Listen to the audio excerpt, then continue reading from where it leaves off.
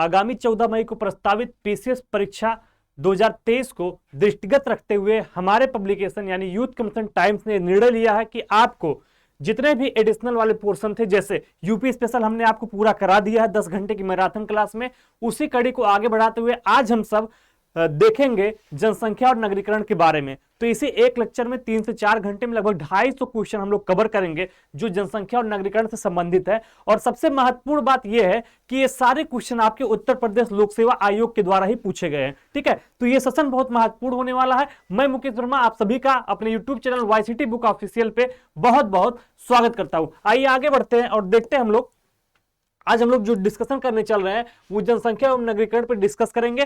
PYQ वाले question इसमें होंगे, प्रीवियस ईयर में जो क्वेश्चन पूछे गए हैं खासकर उत्तर प्रदेश लोक सेवा आयोग, तो ये सारे क्वेश्चन यहाँ पे वही रखे गए हैं जो कि आयोग ने अभी तक आपका पूछा है, यूपी लोक सेवा आयोग ने। तो ये महत्वपूर्ण सेशन होने वाला है, याद रखिएगा। लगभग 250 क्वेश्चन हम लोग सॉल्व करने चल रहे हैं जिसमें जनसंख्या और नगरीकरण को पूरा हम लोग कवर करेंगे। एक प्रकार से हम कहें कि नेस्तनाबूद कर देंगे। ठीक, चलिए, तो इसमें हम लोग पहले क्या देखने चल रहे हैं, भारतीय जनसंख्या पे कौन कौन सा क्वेश्चन पूछा। ये देखिए, क्वेश्चन नंबर 1 आपके सामने आ गया है। टी माल्थस ने द माल्थीसियन थ्योरी नामक प्रसिद्ध सिद्धांत को प्रतिपादित किया है जो कि किससे संबंधित है। पहला नंबर सवाल आपके सामने, निर्धनता से, जनसंख्या से, बेरोजगारी से या फिर अर्थव्यवस्था से। तो आप सबको पता है कि ये किससे संबंधित है, जनसंख्या से संबंधित है। ठीक है, तो टी माल्थस ने जो माल्थूसियन थ्योरी दी थी आपका, वो आपकी जनसंख्या से संबंधित है। कहां पे सवाल पूछा है, यूपी पीसीएस प्री 2022 एग्जाम में सवाल आपका पूछा गया है। आगे देखिए,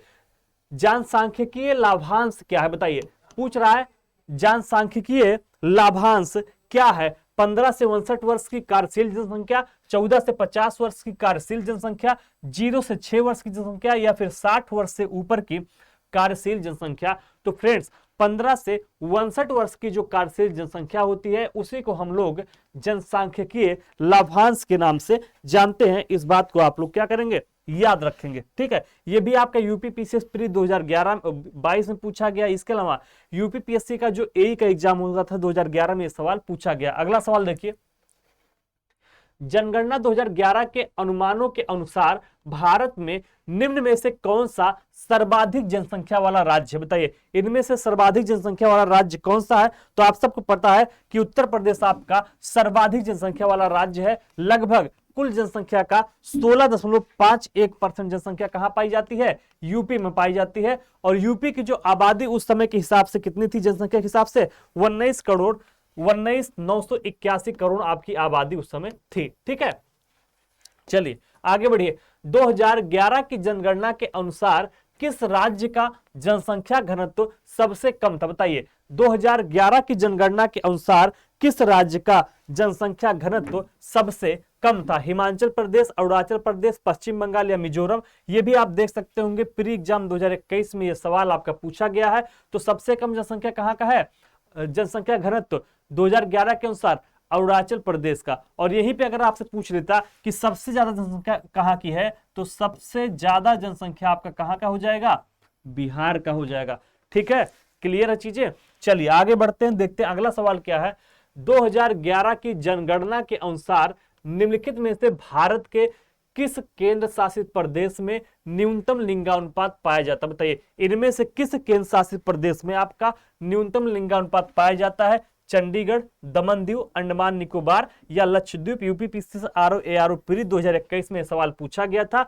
तो सबसे कम जो अनुपात पाया जाता है वो आपका कहां पाया जाता है, दमन दीव में पाया जाता है। इस बात को आप लोग क्या करेंगे, याद रखेंगे। ठीक है, तो सबसे कम कहां पे है, दमन दीव में है। ठीक है, और अगर आपसे किस केंद्र शासित प्रदेश में सबसे ज्यादा पाया जाता है, तो चंडीगढ़ में सबसे ज्यादा लिंगानुपात है। ठीक है, सबसे ज्यादा लिंगानुपात कहां पे है, चंडीगढ़ में है। इस बात को भी याद रखिएगा। ठीक है, सबसे कम पूछेगा तो दमन दीव लगाना है, सबसे ज्यादा पूछेगा तो क्या लगाना है, चंडीगढ़ लगाना है। ठीक है, सॉरी पुडुचेरी है। सबसे ज्यादा पूछेगा तो सबसे ज्यादा लिंगानुपात कहां का है, तो पुडुचेरी का है। इस बात को याद रखिएगा। ठीक है, पुडुचेरी का सबसे ज्यादा है और दमन दीव का सबसे कम है। 618 है आपका दमन दीव का और पुडुचेरी का आपका कितना है, 1037 है। ठीक है, पुडुचेरी का आपका 1037 है।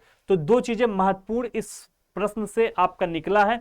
पहला ये, अगर आपसे पूछे कि किस केंद्र शासित प्रदेश की लिंगानुपात जो है वो सबसे कम है, तो दमन दीव की है, 618 लिंगानुपात है। और अगर पूछे कहां का लिंगानुपात सबसे ज्यादा है, तो पुडुचेरी केंद्र शासित प्रदेश है, वहां का लिंगानुपात सबसे ज्यादा है, 1037 है। याद रहेगा। आगे बढ़िए, अगला सवाल है, राज्यों के लिंगानुपात के बारे में निम्नलिखित में से कौन सा एक युग्म सही सुमेलित नहीं है। तो यहां पे आपको लिंगानुपात से संबंधित तथ्य दिया है, पूछ रहा किसका आपका सही नहीं है। देखिए उत्तर प्रदेश का लिंगानुपात कितना है, 912 है, बिल्कुल सही है।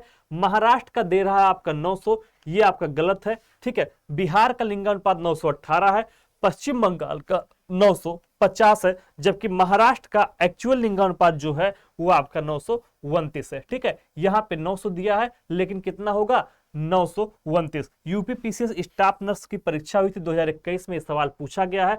तो उत्तर प्रदेश का 912 है, महाराष्ट्र का 929 है, बिहार का 918 है और पश्चिम बंगाल का 950 है। याद रखिएगा, महाराष्ट्र का लिंगानुपात 929 है। सवाल रिपीट हो सकता है क्योंकि आयोग के द्वारा पूछे गए सवाल है। आगे देखिए, वर्ष 2011 की जनगणना के अनुसार निम्नलिखित में से किस राज्य में जनसंख्या की सबसे अधिक दशकीय वृद्धि दर्ज की गई। बताइए, जनसंख्या की सबसे अधिक दशकीय वृद्धि आपकी कहां पे दर्ज की गई है, यह सवाल आपके सामने आ चुका है, ठीक है। बताइए कहां पे दर्ज की गई है, पंजाब में, मध्य प्रदेश में, महाराष्ट्र में या फिर उत्तर प्रदेश में। तो वर्ष 2011 की जनगणना के अनुसार निम्नलिखित में से किस राज्य में जनसंख्या की सबसे अधिक दशकीय वृद्धि दर आपकी दर्ज की गई है, तो ये आपकी मध्य प्रदेश में सबसे ज्यादा दशकीय वृद्धि दर्ज की गई है। कितना, 20.35%, ठीक है। तो सबसे ज्यादा दशकीय वृद्धि दर्ज करने वाला राज्य आपका कौन सा है, मध्य प्रदेश है। वहीं उत्तर प्रदेश की वृद्धि दर रही है 20.23%, ठीक है। तो 20.23% यहां रहा है और ये आपका रहा है 20.35%। तो याद रखिएगा, मध्य प्रदेश कितना है, 20.35% और यूपी कितना है, 20.23%। याद रहेगा। ये भी आपका एसीएफ आरएफओ मेंस में 2020 में सवाल पूछा गया था। अगला देखिए, भारत की जनगणना के अनुसार यदि किसी शहरी अधिवास की जनसंख्या 10,000 और 19,999 के बीच है, तो उसे किस आकार श्रेणी में वर्गीकृत किया गया, बताइए। फिर उसको किस आकार श्रेणी में वर्गीकृत किया जाएगा, श्रेणी 2 में, श्रेणी 3 में, श्रेणी 4 में या फिर श्रेणी 5 में। तो अगर कहीं की जनसंख्या आपकी 10,000 से लेके 20,000 के अंदर में है, यानी वो 19,999 है, तो उसको हम लोग श्रेणी 4 के अंतर्गत क्या करते हैं, वर्गीकृत करते हैं, ठीक है। इस बात को याद रखिएगा। वर्ग 2 के अंतर्गत आपका 50,000 से लेके, ये जो वाला है इसमें आपका 50,000 से लेके, ठीक है, 99,999 तक रहता है, ठीक है। तो 50,000 से लेके अगर 99,999 है तो आपका किस में रहेगा, श्रेणी 2 में रहेगा, ठीक है। इसके अलावा अगर श्रेणी 3 में कहां तक का रहता है, तो 20,000 से लेके 49,999 तक अगर जनसंख्या है आपकी, तो वो कहां पे आएगा, श्रेणी 3 में आएगा। और श्रेणी 5 की अगर हम लोग बात कर लें, तो इसमें 5,000 से लेके 9,999 तक चीजें रहती हैं, ठीक है, याद रहेगी। और श्रेणी 4 आपका हो गया 10,000 से लेके 19,999। वहीं अगर श्रेणी 1 की बात करें, तो इसमें आपका 10,000 या उससे अधिक होता है, ठीक।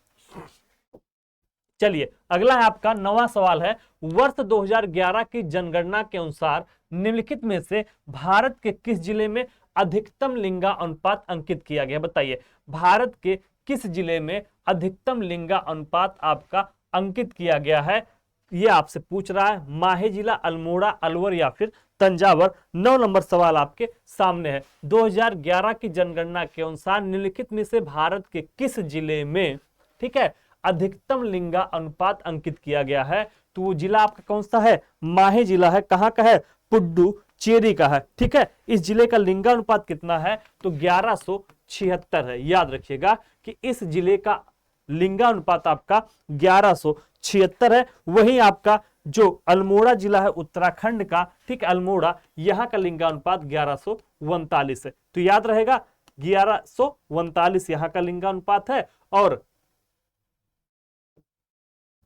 ठीक, चलिए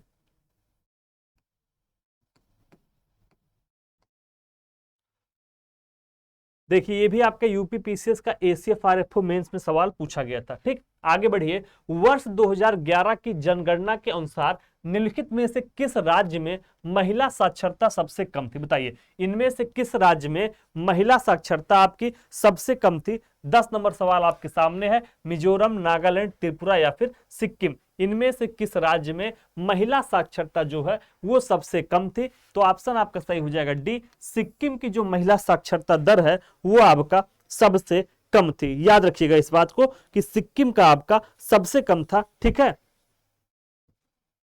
चलिए आगे। तो ओवरऑल नहीं कम है, इन ऑप्शन में सिक्किम में कम है, इस बात को याद रखिएगा कि मिजोरम, नागालैंड, अगर त्रिपुरा इन चार का पूछ रहा है तो सिक्किम का सबसे कम है। ठीक है, अगर ओवरऑल की बात कर दी जाएगी तो सबसे कम आपका हो जाएगा बिहार में, इस बात को याद रखिएगा। चलिए आगे बढ़िए। जनगणना 2011 के अनुसार भारत के निम्नलिखित में से किस केंद्र शासित प्रदेश में महिला साक्षरता का परसेंटेज सर्वाधिक है? बताइए कौन सा ऐसा केंद्र शासित प्रदेश है जहां पे महिला की साक्षरता दर सर्वाधिक है? तो लक्षद्वीप में महिला की साक्षरता दर क्या है? सर्वाधिक है। ये जो आपका ऑप्शन दिया है इनमें सर्वाधिक वहीं का है। ठीक है, इसको याद रखिएगा। कितना है वहां पे महिला का? तो 89.3% है। ठीक है, 89.3% साक्षरता दर है आपकी महिला की। चलिए, दो जगह ये सवाल पूछा है, यूपीपीसी जीआईसी इंटर कॉलेज वाले 2015 में और 2013 में ये सवाल आपका आया है, तो आ सकता है महिला साक्षरता का परसेंटेज। ठीक, आगे बढ़िए। भारत का जनसंख्या घनत्व वर्षा हो गया है तो इसको वर्ष समझिए। वर्ष 2011 के कितना से बढ़ के कितना हो गया? बताइए। तो जनसंख्या घनत्व तो पहले कितना था और अब कितना हो गया, यही आपसे पूछ रहा है। तो वर्तमान में जनसंख्या घनत्व तो आपको पता है कितना है?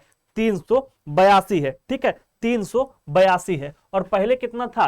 325 था। ठीक है, तो 2001 में जनसंख्या घनत्व तो आपका 325 था। ठीक है, तो 325 से बढ़ के अब कितना हो गया है? 382। ठीक है, तो भारत का जनसंख्या घनत्व वर्तमान में 382 है, जो कि 2001 में 325 था। यह सवाल भी आपका पूछा गया है आयोग के द्वारा। सारे सवाल, जितने भी सवाल हम लोग डिस्कस कर रहे हैं, ये इंपॉर्टेंट सेशन है, इसमें सारे सवाल आपके कहां पूछे गए हैं? आयोग के द्वारा पूछे गए हैं, लोक सेवा आयोग के द्वारा ही पूछे गए हैं। ठीक है, आगे देखिए।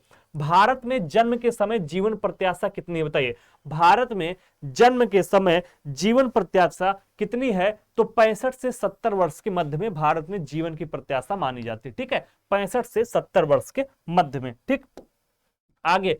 प्रतिदर्श पंजीयन सर्वेक्षण यसारेस 2016 के अनुसार भारत की कुल प्रजनन दर क्या थी? बताइए। उस समय की सवाल में 14 नंबर सवाल आपको पूछा है कि उस समय भारत की कुल प्रजनन दर आपकी कितनी थी, ये आपसे पूछ रहा है। बताइए कितनी थी? तो देखिए, जब ये सवाल पूछा गया था तब 2.3 थी, लेकिन अगर 2020 के और 21 के आंकड़े की बात करें तो टीएफआर रेट आपका कितना हो चुका है? ये आपका 2.0 हो चुका है। ठीक है, 2.0 हो चुका है। और वैसे हम लोग आदर्श कितना मानते हैं? तो 2.1% आपका टीएफआर रेट माना जाता है, कितना होना चाहिए, ये आदर्शात्मक रूप है। ठीक है, लेकिन वर्तमान में भारत का टीएफआर कितना हो चुका है? 2.0 हो चुका है। आगे बढ़िए। निम्नलिखित राज्यों में से कौन 2011 की जनगणना के अनुसार कुल साक्षरता दर और नगरीकरण के स्तर की दृष्टि से भारत में दूसरे स्थान पे है? 15 नंबर बहुत ही महत्वपूर्ण सवाल है। बताइए कौन दूसरे स्थान पे है इसमें? तमिलनाडु, मिजोरम, नागालैंड या फिर गुजरात? देखिए, कुल साक्षरता दर और नगरीकरण के स्तर की दृष्टि से भारत में दूसरे स्थान पे आपका मिजोरम है और कुल साक्षरता दर और नगरीकरण के स्तर की दृष्टि से केरल आपका नंबर 1 पे है। ठीक है, तो केरल आपका फर्स्ट पे हो जाएगा और मिजोरम आपका किस पे हो जाएगा? सेकंड पे हो जाएगा। इस बात को आप लोग याद रखिएगा, मिजोरम आपका सेकंड पे हो जाएगा। ठीक है, और नगरीकरण में अगर पूछे प्रथम स्थान पे कौन है, तो नगरीकरण में आपका गोवा हो जाएगा। ठीक है, नगरीकरण में आपका गोवा हो जाएगा फर्स्ट पे, याद रखिएगा। तो कुल साक्षरता दर में केरल पहले पे है, नगरीकरण में गोवा पहले पे है और दोनों के हिसाब से दूसरे नंबर पे आपका मिजोरम है। ठीक है, तो साक्षरता दर में भी दूसरे नंबर पे है और नगरीकरण में भी दूसरे नंबर पे आपका कौन सा राज्य है? मिजोरम है। ठीक है, और अगर वैसे पूछेगा, केवल अलग अलग पूछ ले, तो अलग अलग अगर पूछेगा तो पहले पे केरला है और नगरीकरण में गोवा है, साक्षरता में केरला है, याद रहे। चलिए आगे देखिए। भारत ने नई राष्ट्रीय जनसंख्या नीति को कब अपनाया था? 16 नंबर सवाल आपके सामने है कि भारत ने नई जनसंख्या नीति को कब अपनाया था? 1990 में, 1995 में, 2000 में या 2005 में? यूपीपीसीएस का मेंस हुआ था 2017 में, सवाल पूछा गया है कि भारत ने नई राष्ट्रीय जनसंख्या नीति कब अपनाया था? तो भारत ने सन 2000 में नई राष्ट्रीय जनसंख्या नीति को क्या किया था? अपनाया था। निम्नलिखित कथनों का परीक्षण कीजिए और नीचे दिए गए कूट से सही उत्तर चुनिए। भारत में शिशु लिंग अनुपात 0 से 6 वर्ष 2001 और 11 में क्या हुआ है? घटा है। 17 नंबर सवाल आपके सामने है, तो कह रहा है घटा है, बिल्कुल सही है। हरियाणा का शिशु लिंगानुपात 2001 से 11 में क्या हुआ? बढ़ा है, ठीक है। भारत का ग्रामीण लिंगानुपात नगरीय लिंगानुपात से अधिक है, ये भी सही है। भारत में पुरुष शिशु मृत्यु दर महिला शिशु मृत्यु दर से अधिक है, ये आपका गलत है। तो 1, 2 और 3 आपका क्या हो जाएगा? सही हो जाएगा। ये भी आपका 2017 में सवाल पूछा गया था, याद रखिएगा, ठीक है। आगे, निम्नलिखित में से कौन एक राज्य आर्थिक दृष्टि से सबसे ऊपर किंतु लिंगानुपात के आधार पे सबसे नीचे? बताइए, बहुत ही महत्वपूर्ण सवाल है। इनमें से कौन सा एक राज्य आर्थिक दृष्टि से सबसे ऊपर लेकिन लिंगानुपात के आधार पे सबसे नीचे है? तो राज्य आपका कौन सा हो जाएगा? हरियाणा हो जाएगा। इस बात का ध्यान आप लोग रखिएगा, ठीक है। हरियाणा का लिंगानुपात 879 है, याद रखिएगा। हरियाणा का लिंगानुपात कितना है? 879 है। ये सवाल इसी तरीके से आता है कि कौन सा ऐसा राज्य है जो आर्थिक दृष्टि से सबसे ऊपर है लेकिन लिंगानुपात की दृष्टि से सबसे नीचे है? तो वो आपका हरियाणा है। यूपी में पूछे कि लिंगा अनुपात आपका सबसे कम कहां का है, यूपी के किस जिले का है? तो याद रखिएगा, गौतम बुद्ध नगर जिला ऐसा है जिसका लिंगानुपात कम और साक्षरता दर सबसे ज्यादा है। इस बात को याद रखिएगा। तो यूपी का कौन सा जिला अगर पूछे, यूपी के बारे में भी चर्चा कर रहा हूं, तो यूपी का सबसे कम लिंगानुपात कहां पे है? सबसे कम लिंगानुपात की जब भी बात करेगा तो गौतम बुद्ध नगर लिंगानुपात की, ठीक है। क्या हो जाएगा? जीबीएन, गौतम बुद्ध नगर हो जाएगा। और पूछे सबसे ज्यादा साक्षरता दर वाला जिला कौन सा है? सबसे कम लिंगानुपात वाला जिला हो गया आपका यूपी का ये, और सबसे ज्यादा साक्षरता दर, तो जहां पे साक्षरता ज्यादा है यूपी में वहां पे लिंगानुपात कम है। यानी याद रखिएगा, यूपी का सबसे साक्षर जिला कौन सा हो जाएगा? सबसे साक्षरता वाला जिला है आपका गौतम बुद्ध नगर। तो ये भी इंपॉर्टेंट फैक्ट मैंने आपको बताया, इसको भी आप लोग याद रखिएगा। चलिए आगे बढ़िए।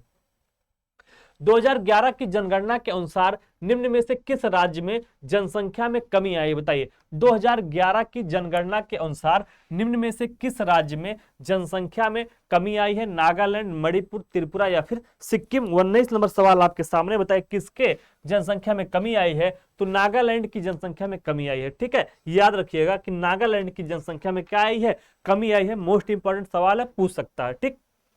आगे बढ़िए। 2011 में न्यूनतम दशकीय जनसंख्या वृद्धि हुई, बताइए। सबसे कम दशकीय जनसंख्या वृद्धि 2011 में आपका कहां पे हुआ? 20 नंबर सवाल आपके सामने है। तो सबसे कम दशकीय जनसंख्या वृद्धि आपका आंध्र प्रदेश में हुआ, ठीक है, याद रखिएगा, ठीक। तो ये बीओ का एग्जाम हुआ था प्री 2019 में पूछा गया। यूपीपीसीएस मेंस जीएस फर्स्ट 2012 में पूछा गया है कि 2011 में न्यूनतम दशकीय जनसंख्या वृद्धि वाला आपका राज्य कौन सा है? तो आंध्र प्रदेश है, जहां पे सबसे कम दशकीय वृद्धि दर आपका दर्ज किया गया। आगे, 2001 से 11 के मध्य भारत के किस राज्य में नकारात्मक जनसंख्या वृद्धि हुई? बताइए, 2001 से 11 के मध्य भारत के किस राज्य में नकारात्मक जनसंख्या वृद्धि हुई है? गोवा में, केरल में, कर्नाटक में या फिर नागालैंड में? 21 नंबर सवाल आपके सामने है। तो देखिए, 2001 से लेके 11 के मध्य भारत के किस राज्य में नकारात्मक जनसंख्या वृद्धि हुई है? हमने भी इसके पहले सवाल बताया था किसमें मतलब कि जनसंख्या वृद्धि हुई नहीं है, तो वो आपका हो जाएगा नागालैंड, ठीक है। इसके पहले वाला सवाल याद करिए, अभी ये वाला सवाल, सॉरी ये वाला सवाल आपका था, देखिए कि किस राज्य में जनसंख्या में कमी आई है यानी निगेटिव वृद्धि दर दर्ज किया गया है, तो आपका क्या है? नागालैंड है। वही सवाल आगे आपका मिला है, देखिए नागालैंड कई जगह पूछा गया, 17 में, 12 में, 13 में। तो मोस्ट इंपॉर्टेंट 31 सवाल आपका है कि निगेटिव जनसंख्या वृद्धि दर कहां दर्ज की गई है? तो नागालैंड में की गई है। याद रखिएगा कितना? 0.58%, ठीक है। 0.58% की ऋणात्मक वृद्धि दर, ये माइनस में लिखा हूं, माइनस, ठीक। चलिए आगे। जनगणना 2011 के अनुसार निम्नलिखित में से किस भारतीय राज्य में महिला साक्षरता न्यूनतम थी? बताइए, महिला साक्षरता सबसे न्यूनतम आपका किस राज्य में है? 22 नंबर सवाल आपके सामने है। उत्तर प्रदेश, राजस्थान, केरल या फिर आंध्र प्रदेश। RO प्री 2017 में सवाल पूछा गया। बताइए 2011 के अनुसार निम्नलिखित में से किस भारतीय राज्य में महिला साक्षरता न्यूनतम है? तो राजस्थान में आपका महिला साक्षरता क्या थी? न्यूनतम थी। इस बात को आप लोग याद रखिएगा। ठीक है, ठीक है।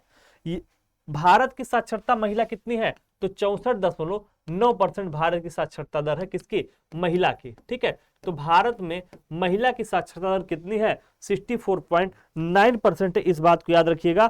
ठीक,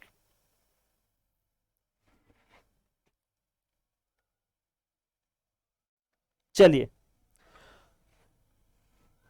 सबसे कम पूछे तो याद करिएगा कि पूरे भारत में जहां पे महिला साक्षरता सबसे कम है वो आपका पहले नंबर पे बिहार है। ठीक है, बिहार किस नंबर पे है? फर्स्ट पे है, जहां पे महिला साक्षरता दर सबसे कम है। और सेकंड पे आपका राजस्थान है। इस बात को याद रखिएगा। लेकिन इस प्रश्न के हिसाब से राजस्थान आपका पहले पे है। ठीक है, ओवरऑल पहले पे पूछेगा तो क्या बताएंगे? बिहार बताएंगे साक्षरता दर के मामले में सबसे कम है। इस बात को याद रखिएगा। और साक्षरता दर के मामले में सबसे आगे कौन सा है? तो आपका केरल पहले पे है। महिला साक्षरता दर में केरल आपका फर्स्ट पे है और मिजोरम आपका क्या है? सेकंड पे है। इस बात को भी याद रखिएगा। ठीक है, मिजोरम आपका सेकंड पे हो जाएगा। ठीक, याद रहेंगी ये चीजें। तो देखिए सबसे ज्यादा महिला साक्षरता कहां पाई जाती है? केरल में। केरल के बाद मिजोरम में। सबसे कम कहां पाई जाती है? बिहार में। और बिहार के बाद राजस्थान में। याद रहेगा सीक्वेंस। आगे बढ़िए। चलिए अगला सवाल है, वर्ष 2011 की जनगणना के अनुसार निम्नलिखित में से किस राज्य में साक्षरता सर्वाधिक थी? मणिपुर, पंजाब, असम और मध्य प्रदेश। बताइए वर्ष 2011 की जनगणना के अनुसार निम्नलिखित में से किस राज्य में साक्षरता आपकी सर्वाधिक थी? मणिपुर में, पंजाब में, असम में या फिर मध्य प्रदेश में? तो मणिपुर में आपकी साक्षरता क्या थी? सबसे ज्यादा थी। इस बात को आप लोग याद रखिएगा। ठीक है, चलिए अगला सवाल आपका है 24 नंबर। वर्ष 2011 की जनगणना के अनुसार भारत में नगरीय जनसंख्या का देश की कुल जनसंख्या में परसेंटेज कितना? बताइए नगरीय जनसंख्या कितनी है देश में? कुल नगरीय जनसंख्या आपकी कितनी है? सवाल ये पूछ रहा है। तो 31.16% आपकी नगरीय है। और इसी में से 100 में से इसको घटा देंगे। ठीक है, 100 में से 31.16 घटा देंगे तो 10 में से 6 जाएगा 4, 9 में से 1 जाएगा 8। ठीक है, और यहाँ पे हो गया आपका 9 में से 1 गया, कितना आ गया? 8 हो गया। और ये आपका कितना बचा?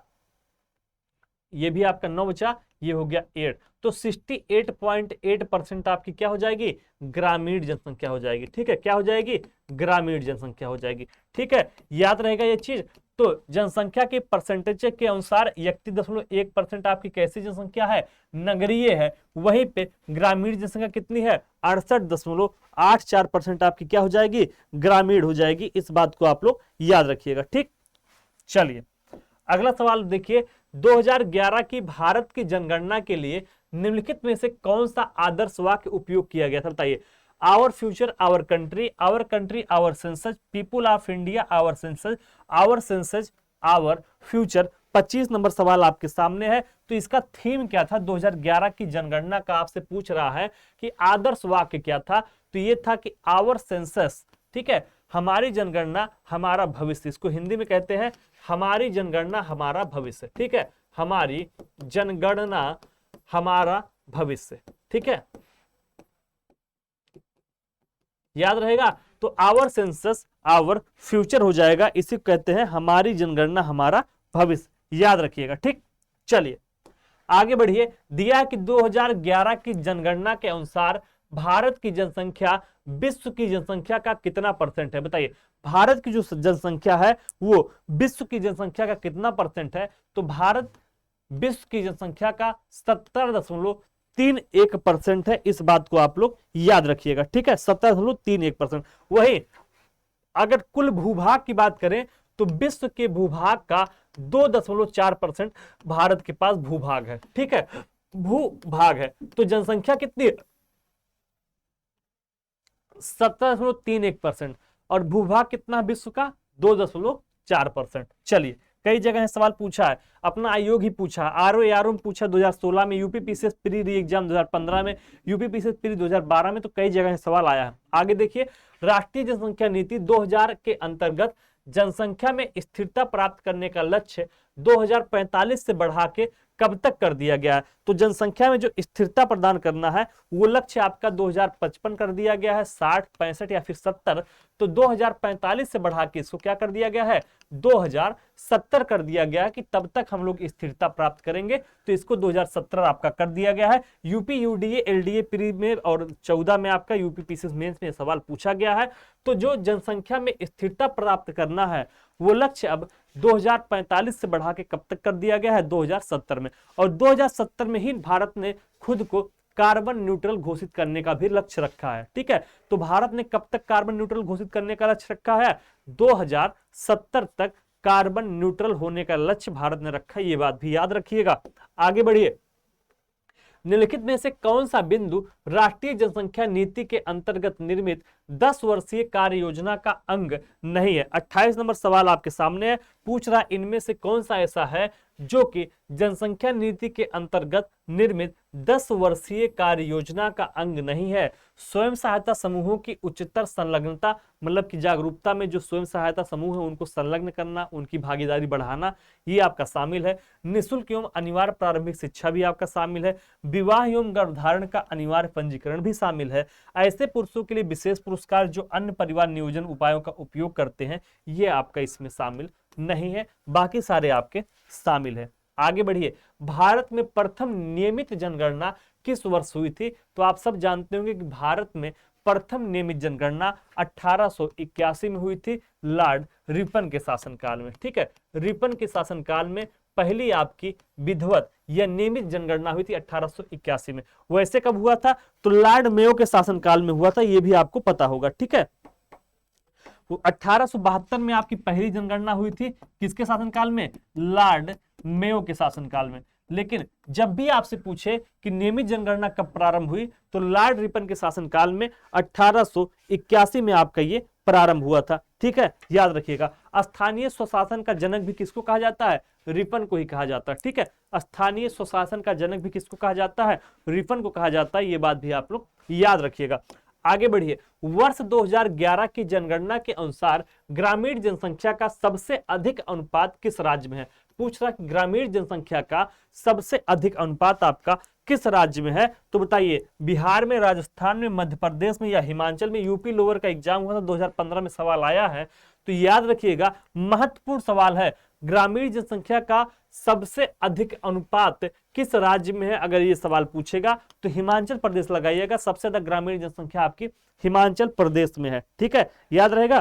तो हिमाचल प्रदेश में ग्रामीण जनसंख्या सबसे ज्यादा है। कितना है? 90% है। ठीक है, यहाँ पे 90% है। इसके बाद आपका बिहार है जहां पे 88.8% के आसपास है। कितना भैया? 88.8% के आसपास है। ठीक है, इस बात को याद रखिएगा। तो सबसे ज्यादा कहां पे हो जाएगा? हिमाचल प्रदेश में, और सेकंड नंबर पे आपका बिहार है। ठीक है, बिहार सेकंड पे है। देखने के बाद जिसको ये सवाल नहीं पता रहेगा वो बिहार पहले में मार के आएगा, क्योंकि यही सोचता है कि बिहार वाले तो रद्दी होते हैं इन सब मामलों में। ठीक है, तो ये गलत आपकी अवधारणा, इसको बदल लीजिए, नहीं तो आप एक सवाल से हाथ धो बैठेंगे, हिमाचल प्रदेश है, याद रखिएगा। आगे बढ़िए, निम्नलिखित कथनों पर विचार कीजिए। कथन ए है कि भारत की जनगणना हर 10 वर्ष पे की जाती है। बिल्कुल सही है, 31 नंबर का ए, कि भारत की जनगणना जो है वो हर 10 वर्ष में की जाती है। 10 वर्ष की अवधि के दौरान भारत की जनसंख्या अधिकांशता अपरिवर्तित रही है। अरे भैया, कब अपरिवर्तित रही है? एकदम मारता है, जैसे पलई चढ़ा देता है जनसंख्या। ठीक है, तो ए आपका सही है और आर आपका क्या हो जाएगा? गलत हो जाएगा, कि भारत की जनगणना हर 10 वर्ष तक की जाती है, सही है। लेकिन ये कह रहे हैं कि अपरिवर्तित रहती है, तो परिवर्तित नहीं रहती है, बहुत उछाल आता है हमेशा। चलिए आगे, 2011 की जनगणना के अनुसार निम्न में से किस राज्य में अनुसूचित जनजातियों की संख्या सर्वाधिक है? ठीक है, यानी कि आपसे कह रहा है कि एसटी की जनसंख्या सर्वाधिक कहां पे है? मध्य प्रदेश में, महाराष्ट्र में, उड़ीसा में या फिर गुजरात में। 32 नंबर सवाल आपके सामने है। तो एसटी जो है आपके अनुसूचित जनजाति आपके मध्य प्रदेश में क्या है? सबसे ज्यादा है। इस बात को आप लोग याद रखिएगा। ठीक है, मध्य प्रदेश में क्या है? सबसे ज्यादा है, इस बात को आप लोग याद रखिएगा। आगे बढ़िए, अगला है जनगणना 2011 के अनुसार निम्नलिखित में से किस राज्य में शिशु मृत्यु दर न्यूनतम थी? बताइए किस राज्य में शिशु मृत्यु दर जो है वो आपका न्यूनतम था? तो केरल में आपका शिशु मृत्यु दर सबसे न्यूनतम था, याद रखिएगा, ठीक है। तो केरल में शिशु मृत्यु दर आपका सबसे न्यूनतम है, ठीक है। चलिए, और जो अभी नया आंकड़ा आया है उसके अनुसार मिजोरम सबसे न्यूनतम है, ठीक है। तो नए आंकड़े के अनुसार मिजोरम सबसे न्यूनतम है, ठीक। चलिए, भारत के निम्नलिखित राज्यों में से किसका जनसंख्या की वृद्धि दृष्टि से द्वितीय तथा क्षेत्रफल की दृष्टि से तृतीय स्थान है? बताइए भारत के निम्नलिखित राज्यों में से किसका जनसंख्या की दृष्टि से दूसरा स्थान है और क्षेत्रफल की दृष्टि से पूछ रहा है तीसरा स्थान है। 34 नंबर सवाल आपके सामने है, ठीक है। बताइए, तो ये आपका 2013 में ये सवाल पूछा था, तो उस समय के हिसाब से पूछ रहा है। तो आपका जो महाराष्ट्र था तो उस समय ये आपका जनसंख्या के हिसाब से दूसरा था और क्षेत्रफल के हिसाब से क्या था? तीसरा था। इस बात को आप लोग क्या करेंगे? याद रखेंगे, ठीक है। चलिए, अगला है वर्ष 2011 में निम्नलिखित राज्यों में से किसमें शिशु मृत्यु दर अखिल भारतीय औसत से कम थी? बताइए इनमें से कौन सा ऐसा राज्य है जहां पे शिशु मृत्यु दर जो है वो अखिल भारतीय औसत से कम थी? तो तमिलनाडु की जो मृत्यु दर थी, शिशु मृत्यु दर, वो अखिल भारतीय स्तर से क्या थी भैया? कम थी। तमिलनाडु का कितना है बताइए? अखिल भारतीय मृत्यु दर जो है आपका वो आपका कितना है? 28 है, ठीक है, 28 है। और वही अगर तमिलनाडु की हम लोग बात करें तो तमिलनाडु की कितना है? 13 है, ठीक है, याद रखिएगा। तो अखिल भारतीय स्तर पे शिशु मृत्यु दर आपका 28 है, लेकिन तमिलनाडु में कितना है? 13 है। चलिए आगे बढ़िए, अगला सवाल है कि भारत में बाल 0 से 6 वर्ष जनसंख्या का लिंग अनुपात वर्ष 1961 से निरंतर घट रहा है, निरंतर बढ़ रहा, लगभग स्थिर है, प्रारंभ में बढ़ा, तद उपरांत आपका घटा। 36 नंबर सवाल आपके सामने है। तो ये हो जाएगा कि निरंतर क्या होगा? घट रहा है, ठीक है। आगे बढ़िए, जनगणना 2011 के अनुसार भारत के निम्नलिखित राज्यों में से किस राज्य में महिला लिंगानुपात सर्वाधिक है? बताइए महिला लिंगानुपात सर्वाधिक कहां पे? ये सवाल मैंने डिस्कस किया हुआ था कि तमिलनाडु में महिला लिंगानुपात क्या है, सॉरी केरल में सबसे ज्यादा है। कितना है? तो 1084 है, ठीक है। तो केरल में आपका महिला लिंगानुपात सबसे ज्यादा है। आगे बढ़िए, 2011 की जनगणना के अनुसार भारत में निम्नलिखित राज्यों में सबसे अधिक जनसंख्या घनत्व वाला राज्य कौन सा है? तो सबसे अधिक जनसंख्या घनत्व वाला राज्य आपका कौन सा हो जाएगा? बिहार हो जाएगा। यहां पे जनसंख्या घनत्व कितना है? 1106 है। यूपी की जनसंख्या घनत्व कितनी है? जितने लोग जुड़े हुए हैं फटाफट बताएं कि यूपी का जनसंख्या घनत्व कितना है, बताइए। तो यूपी का पूछेगा तो 829 है। कितना है? 829 है। इस बात का ध्यान आप लोग रखिएगा, ठीक है। इसके अलावा पश्चिम बंगाल का अगर बात करें तो 1028 है, और वहीं केरल की अगर हम लोग बात कर लें कितना है तो 860 है, ठीक है, 860 है। तो उत्तर प्रदेश का 829 है। अगर भारत का पूछे जनसंख्या घनत्व कितना है तो 389, ये आपका भारत का हो जाएगा, ठीक है, याद रखिएगा। कई जगह ये देखिए आपके आयोग ने यूपीपीसीएस एसीएफ आरएफओ में पूछा है, यूपीपीसीएस प्री में पूछा है, यूपीपीसीएस मेंस पूछा है, आरओ में पूछा है, तो लगातार ये सवाल आपका पूछा जा रहा है। चलिए आगे, निम्नलिखित में से किस केंद्र शासित प्रदेश में आबादी का घनत्व जो है वो सबसे कम है? यानी सबसे कम आबादी आपका कहां पे है? 39 नंबर सवाल आपके सामने है। तो अंडमान निकोबार में आबादी आपकी सबसे कम है। इस बात को आप लोग याद रखिएगा, ठीक है।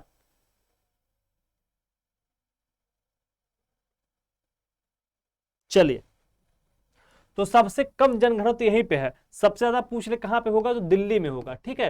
किस केंद्र शासित प्रदेश में आबादी का घनत्व सबसे ज्यादा है? तो आबादी का घनत्व सबसे ज्यादा दिल्ली में है, और सबसे कम आपका अंडमान निकोबार में। इस बात को याद रखिएगा, ठीक है। आगे बढ़िए, सन 2011 की ये फिर से क्लियर कर दे रहा हूं। अगर पूछे किस केंद्र शासित प्रदेश में जनघनत्व आपका सबसे कम है तो अंडमान निकोबार में है। सबसे ज्यादा कहां पे है? तो आपका दिल्ली में है। वैसे पूछे सबसे ज्यादा जनघनत्व कहां पे है? तो बिहार में है, ठीक। आगे बढ़िए, सन 2011 की जनगणना के अनुसार निम्न राज्यों में से किसका जनसंख्या घनत्व न्यूनतम बताइए, इन राज्यों में किसका जनसंख्या घनत्व ऐसा है जो आपका न्यूनतम है। तो ये सवाल पहले भी करा चुका हूं कि अरुणाचल प्रदेश का जनसंख्या घनत्व क्या हो जाएगा, न्यूनतम हो जाएगा। ठीक है, चलिए अगला सवाल आपके सामने है कि भारत में जनसंख्या घनत्व निरंतर बढ़ रहा है, लगभग स्थिर रहा है, कुछ कम हुआ है, बताइए क्या हुआ है। तो भारत में जो जनसंख्या घनत्व है वो लगातार आबादी बढ़ रहा है, इसलिए क्या हो रहा है, बढ़ता हुआ जा रहा है। आगे देखिए, जनगणना 2011 के अनुसार निम्नलिखित राज्यों के जनसंख्या घनत्व के संबंध में सही आरोही क्रम क्या है। तो जनसंख्या घनत्व के बारे में पूछ रहा है, आरोही क्रम कह रहा है, मतलब बढ़ता हुआ क्रम कौन सा है, ये आपका बताना है। जनसंख्या घनत्व के बारे में 42 नंबर सवाल आपके सामने है। तो देखिए, गुजरात है, कर्नाटक है, असम है और हरियाणा है, ये आपका क्या हो जाएगा, बढ़ता हुआ क्रम हो जाएगा। ठीक है, ये आपका क्या हो जाएगा, बढ़ता हुआ क्रम हो जाएगा जनसंख्या घनत्व का। यही है आपका आरोही क्रम, मतलब होता है बढ़ता हुआ, अवरोही मतलब होता है घटता हुआ। ठीक है, याद रहेगा। चलिए आगे देखिए, जनगणना आकलन रिपोर्ट प्रदर्शित करती है कि भारत विश्व का सबसे युवा देश है। ठीक है, भारत आपका विश्व का सबसे युवा देश है। वर्ष 2020 में भारतीयों की औसत उम्र क्या होगी, तो वर्ष 2020 में भारतीयों की जो औसत उम्र आंकी गई है वो आंकी गई है 29 वर्ष। इस बात को आप लोग याद रखिएगा। ठीक है, चलिए आगे देखिए, वर्तमान में भारत की जनसंख्या वृद्धि निम्न में से किस दौर से गुजर रही है, बताइए। भारत की जो जनसंख्या वृद्धि है वो आपकी किस दौर से गुजर रही है, स्थिर जनसंख्या, सतत वृद्धि, तीव्र उच्च विकास या निश्चित रूप से गिरने की प्रवृत्ति के साथ उच्च वृद्धि दर। तो निश्चित रूप से गिरने की प्रवृत्ति के साथ उच्च वृद्धि दर के साथ क्या हो रही है, बढ़ रही है। ठीक है, तो भारत की जनसंख्या का जो इस समय आप स्वरूप है वो गिरने की प्रवृत्ति के साथ उच्च वृद्धि दर है। इस बात को याद रखिएगा, प्री एग्जाम में ये भी पूछा गया है। भारत के निम्नलिखित राज्यों में से किस एक में लिंगानुपात राष्ट्रीय औसत से अधिक है, बताइए। इनमें से कौन सा ऐसा राज्य है जहां का लिंगानुपात राष्ट्रीय औसत से क्या है, ज्यादा है। तो झारखंड का लिंगानुपात राष्ट्रीय स्तर से ज्यादा है। इस बात को आप लोग याद रखिएगा। झारखंड का कितना है, तो 949 है। ठीक है, 949 है, जबकि भारत का लिंगानुपात, राष्ट्रीय लिंगानुपात आपका कितना है, 943 है। ठीक है, राष्ट्रीय लिंगानुपात आपका 943 है। इस बात को याद रखिएगा। ठीक है, 943 है राष्ट्रीय। यूपी के लिंगानुपात की बात करें तो कितना है, 912 आपका कहां का है, यूपी का है। ठीक है, याद रखिएगा। 879 कहां का है, सबसे कम हरियाणा का है। ठीक है, सबसे कम कहां का है, हरियाणा का लिंगानुपात है। ठीक, चलिए आगे, हाल ही में 2011 की जनगणना से संबंधित अतिरिक्त आंकड़ों के अनुसार भारत के किस समुदाय में सबसे कम लिंगानुपात, बताइए। कौन सा ऐसा समुदाय है, सिख, बौद्ध, जैन या फिर मुस्लिम, जिसमें लिंगानुपात आपका सबसे कम है, ये आपसे पूछ रहा है। ठीक है, कि भारत के जनगणना से संबंधित अतिरिक्त आंकड़ों के अनुसार भारत के किस समुदाय में सबसे कम लिंगानुपात है। तो सिख समुदाय ऐसा है जिसमें लिंगानुपात आपका क्या है, सबसे कम है। इस बात को आप लोग याद रखिएगा। ठीक है, और सबसे ज्यादा लिंगानुपात किसमें है, तो सबसे कम आपका सिख का है। ठीक है, सिख का है, और जैनों में सबसे ज्यादा है। ठीक है, सबसे ज्यादा है। इस बात को याद रखिएगा। और सिख का क्या हो जाएगा, सबसे कम हो जाएगा। ठीक है, तो जब भी ये सवाल पूछे धर्म के अनुसार कि किसका लिंगानुपात इनमें सबसे ज्यादा है, तो जैनों का जो लिंगानुपात है वो सबसे ज्यादा है। इन चारों धर्मों में कितना है, 965 है। इस बात को आप लोग याद रखिएगा। तो इनका 965 है और ये सबसे कम है, 903 है। ठीक है, तो जो आपके सिख कौम है उनमें जो लिंगानुपात है पुरुष और महिला का वो सबसे कम है, वहां पे 903 ही है महिलाओं का लिंगानुपात, और यहाँ पे आपका सबसे ज्यादा है जैनों में 965 है। इस बात को याद रखिएगा। चलिए आगे बढ़िए। 2011 की जनगणना के अनुसार भारत में लिंग अनुपात क्या है, बताइए। लिंगानुपात भारत का क्या है, तो आप सबको पता है कि भारत इसमें से कोई नहीं हो जाएगा, क्योंकि लिंगानुपात जो भारत का है वो 943 है प्रति 1000। ठीक है, तो भारत का लिंगानुपात आप सबको पता कितना है, 943 है। इस बात का ध्यान आप लोग रखिएगा कि भारत का लिंगानुपात 943 है। ठीक है, ठीक। और सबसे ज्यादा कहां पे है लिंगानुपात, तो केरल में आपका सबसे ज्यादा है और हरियाणा में आपका सबसे कम है, इस बात को भी याद रखिएगा, ठीक है। तो केरल में सबसे ज्यादा और हरियाणा में सबसे कम। आगे बढ़िए, भारत के किस राज्य में स्त्री पुरुष अनुपात 1000 से अधिक है, तो केरल में आपका स्त्री पुरुष अनुपात जो है वो 1000 से अधिक है। कितना है, तो 1084 है, ठीक है, 1084 है। चलिए आगे बढ़िए, भारत में प्रभावित साक्षरता दर की गणना की जाती है, बताइए भारत में जो प्रभावित साक्षरता दर है उसकी जनगणना की जाती है कुल जनसंख्या में, बच्चों की जनसंख्या से, वयस्कों की जनसंख्या से, या फिर 7 वर्ष की उम्र के ऊपर जनसंख्या से। तो 7 वर्ष के उम्र के ऊपर की जनसंख्या से ये गणना आपकी की जाती है इस क्लास में, क्योंकि ये सीरियस लोगों की क्लास है, ठीक है, जो कि यूपीपीसीएस के एग्जाम के लिए सीरियस है। तो इस क्लास में आपकी छुट्टा गतिविधियां नहीं होंगी कि आपको मोटिवेट किया जाए, आपको हंसाया जाए, आपको रुलाया जाए। ये सब जो वनडे एग्जाम्स और बाकी लोगों के लिए हैं उनके लिए होती हैं। तो सीरियस एग्जाम की जो तैयारी कर रहे हैं वो सीरियस पढ़ाई करते हैं, इसलिए ये क्लास बहुत ही शांतिपूर्ण ढंग से सिर्फ अपने लक्ष्य की तरफ ही बढ़ रही है, ठीक है। तो इसमें आपको कोई हंसाने, कोई जोक्स की बात नहीं मिलने वाली है। चलिए, भारत में 2011 की जनगणना के अनुसार निम्नांकित राज्यों में से किसमें महिला साक्षरता दर सबसे कम है? राजस्थान, पश्चिम बंगाल, तमिलनाडु और मध्य प्रदेश।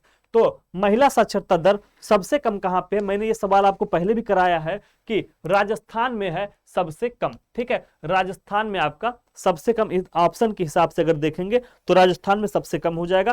पहले नंबर पे आपका बिहार है, ठीक है, जहां पे महिला साक्षरता सबसे कम है उसमें ओवरऑल आपका बिहार जो है वो फर्स्ट पे है, राजस्थान सेकंड पे है। लेकिन इस ऑप्शन के हिसाब से देखा जाए तो ये मानना पड़ेगा, ठीक है। और साक्षरता वाले सबसे ज्यादा साक्षरता कहां पे है? केरल में है, पहले नंबर पे है। और उसके बाद कौन सा है? मिजोरम है, जो कि आपका दूसरे नंबर पे है। तो केरल पहले पे हो जाएगा, मिजोरम आपका दूसरे पे हो जाएगा और लक्षद्वीप आपका तीसरे पे हो जाएगा, ठीक है। तो लक्षद्वीप आपका तीसरे पे हो जाएगा। यहाँ पे पहले बिहार, दूसरे पे राजस्थान और तीसरे पे सबसे कम साक्षरता में कौन सा हो जाएगा?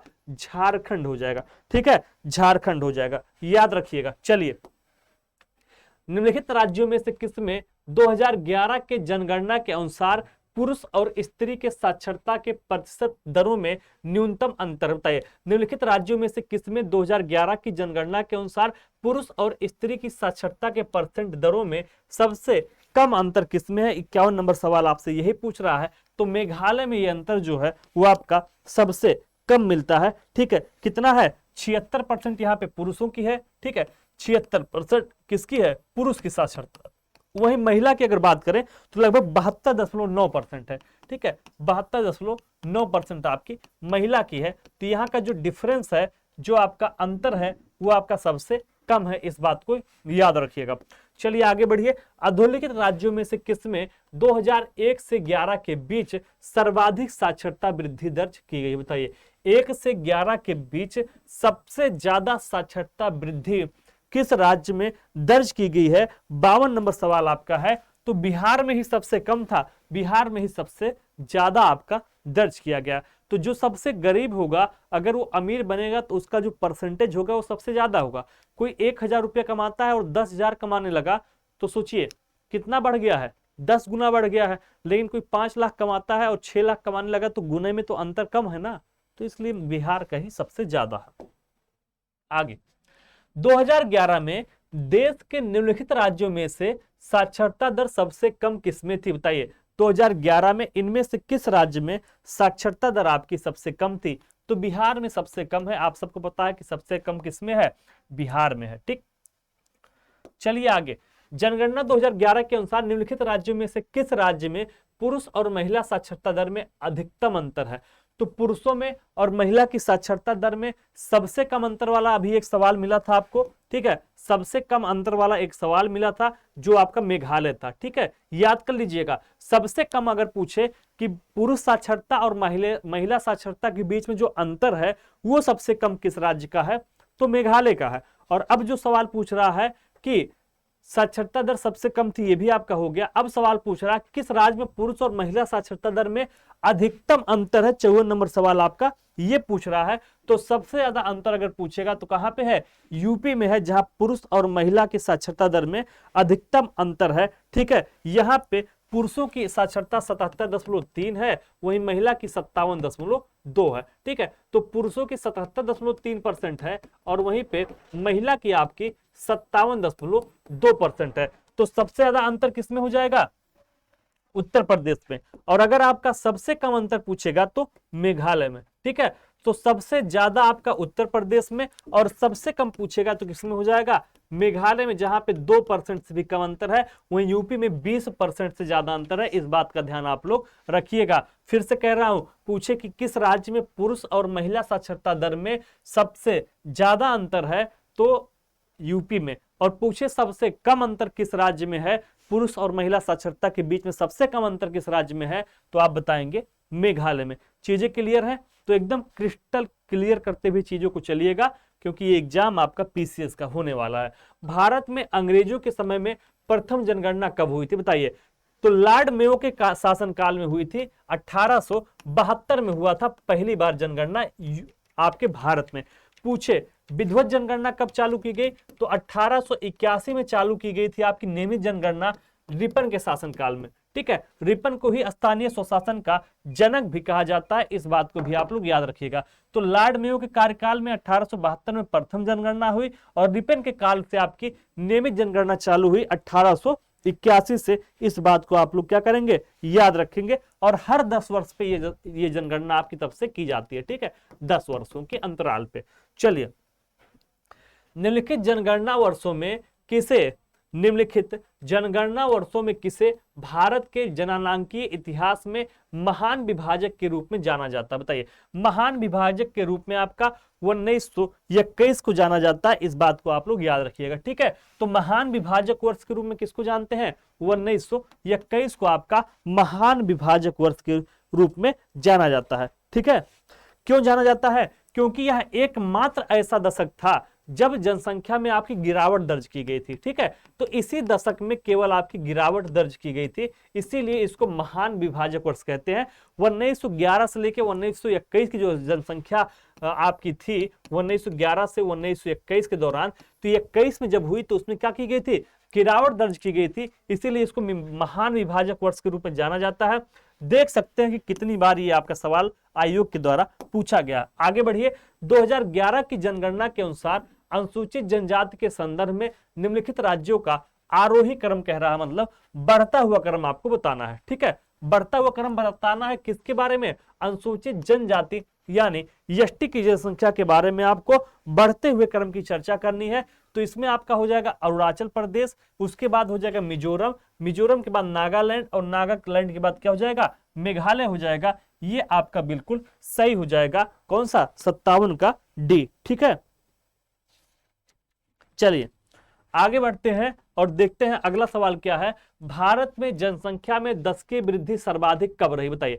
भारत की जनसंख्या में जो दशकीय वृद्धि थी वो आपकी सर्वाधिक कब दर्ज की गई है? तो 1961 से 71 के दौरान जो जनसंख्या वृद्धि दर्ज है वो सबसे ज्यादा है। कितनी हुई थी? तो ये आपकी लगभग 24.80% की वृद्धि दर्ज की गई थी। ठीक है, तो 24.80% हुई थी आपकी 61 से 71 के दौरान। ठीक है, इस बात को याद रखिएगा। ठीक, चलिए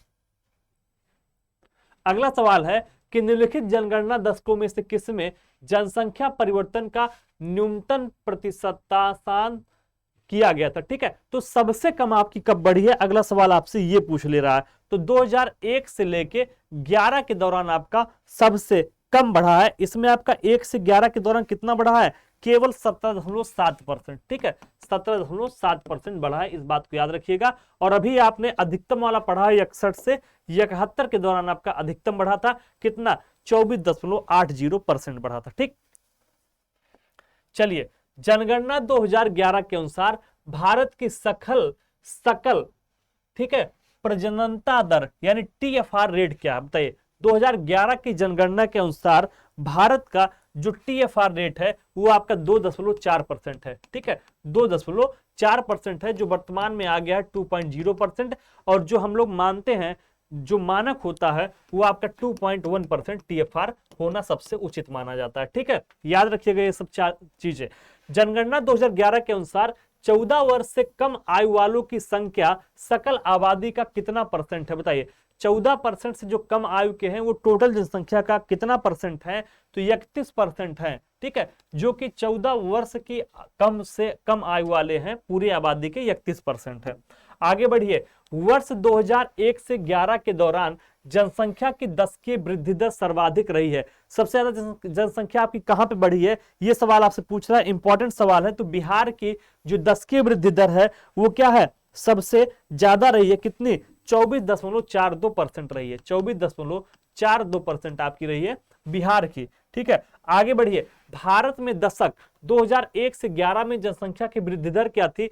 तो 17.6% के आसपास आपकी वृद्धि दर बढ़ी थी।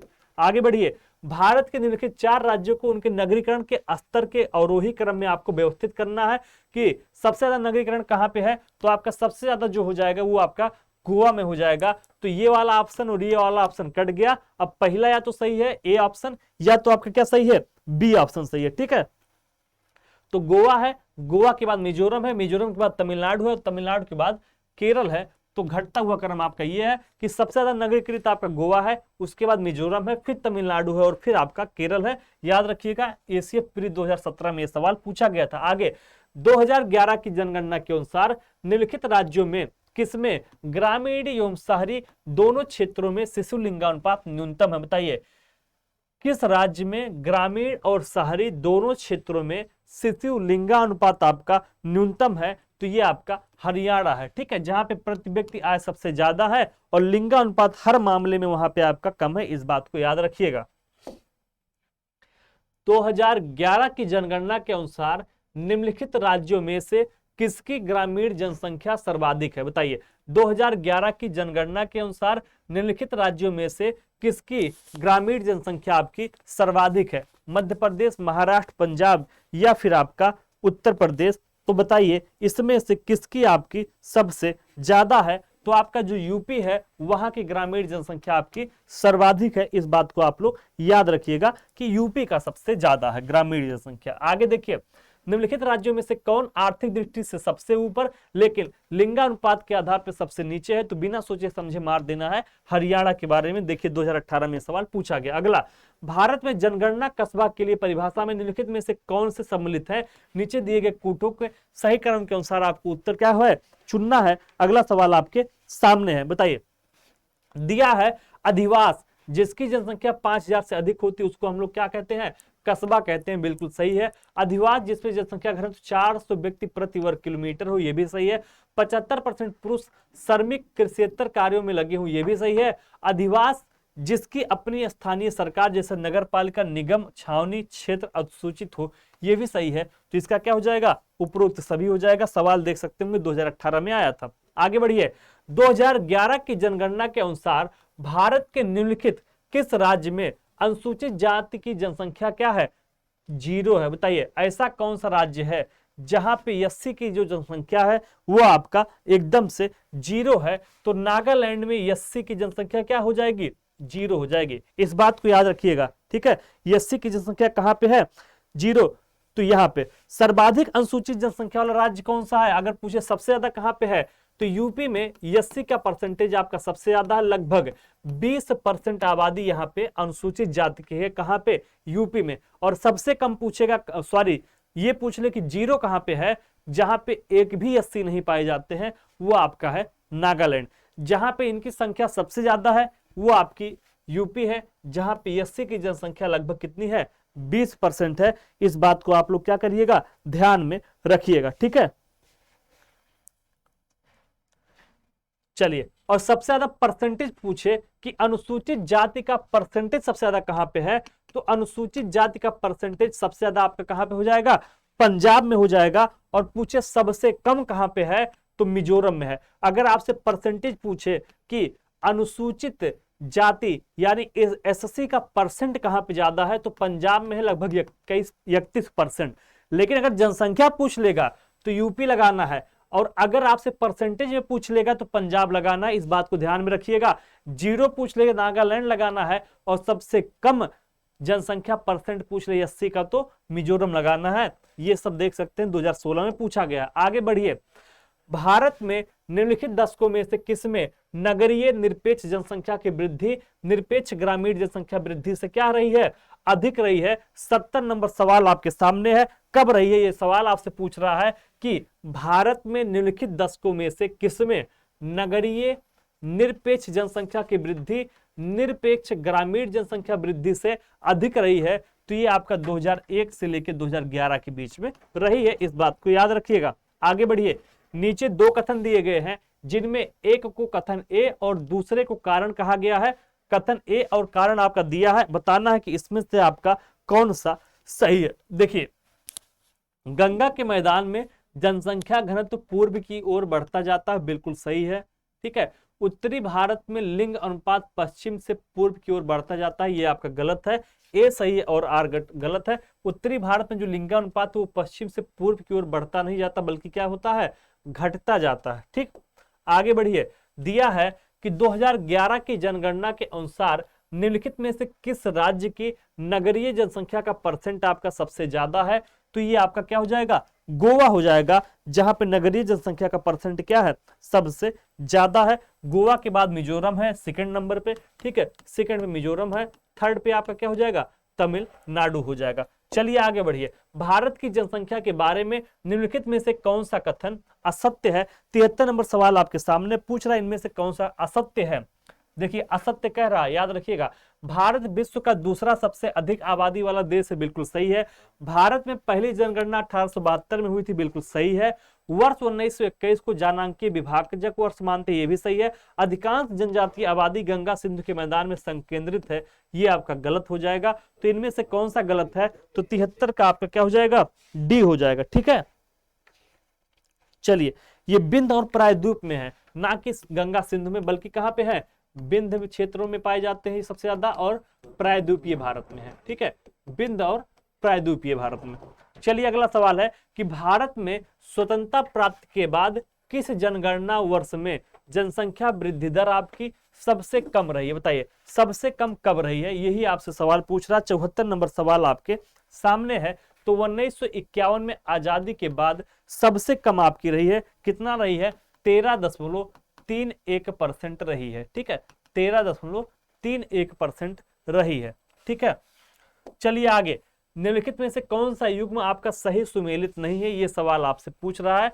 2001 से लेकर 11 के बीच में भैया जनसंख्या वृद्धि दर 17.7% के आसपास रही है, यही मैंने आपको बताया हुआ है। ठीक है, कितना रही है, 17.7%, यहां दिया 19.5। कह रहा है इनमें से कौन सा सही सुमेलित नहीं है? तो ये डी वाला नहीं है। 1971 से 81 के बीच में 24.66, 81 से 91 में 23.87, 91 से 2001 के बीच में 21.54, बाकी तीनों आपके सही थे। आगे, 2011 की जनगणना के अनुसार भारत के निम्नलिखित राज्यों में से किसकी नगरीय जनसंख्या का परसेंटेज न्यूनतम है? बताइए, 2011 की जनगणना के अनुसार भारत के निम्नलिखित राज्यों में से किसकी नगरीय जनसंख्या का परसेंटेज जो है वो आपका न्यूनतम है? 76 नंबर सवाल आपके सामने है। उड़ीसा, बिहार, हिमाचल प्रदेश। तो देखिए, नगरीय जनसंख्या का परसेंट सबसे कम आपका कहां पे है?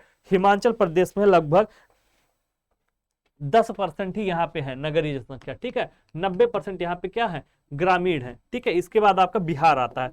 आगे बढ़िए। 2011 की जनगणना के अनुसार निम्नलिखित में से भारत के किस केंद्र शासित प्रदेश की साक्षरता दर सर्वाधिक है? बताइए, भारत में किस केंद्र शासित प्रदेश की साक्षरता दर सबसे ज्यादा है? तो लक्षद्वीप की साक्षरता दर क्या है, सबसे ज्यादा है।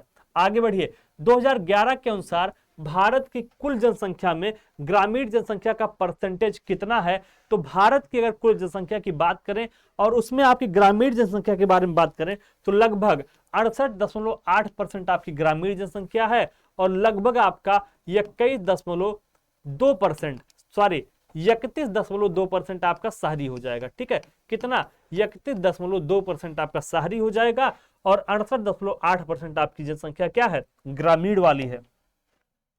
2011 की भारतीय जनगणना के अनुसार देश के किसी राज्य में प्रति 100 बालिकाओं पर बालक की सर्वाधिक संख्या क्या थी? बताइए, बालकों की सर्वाधिक संख्या आपकी क्या थी? तो ये आपकी संख्या कितनी थी, 120 थी। ठीक है,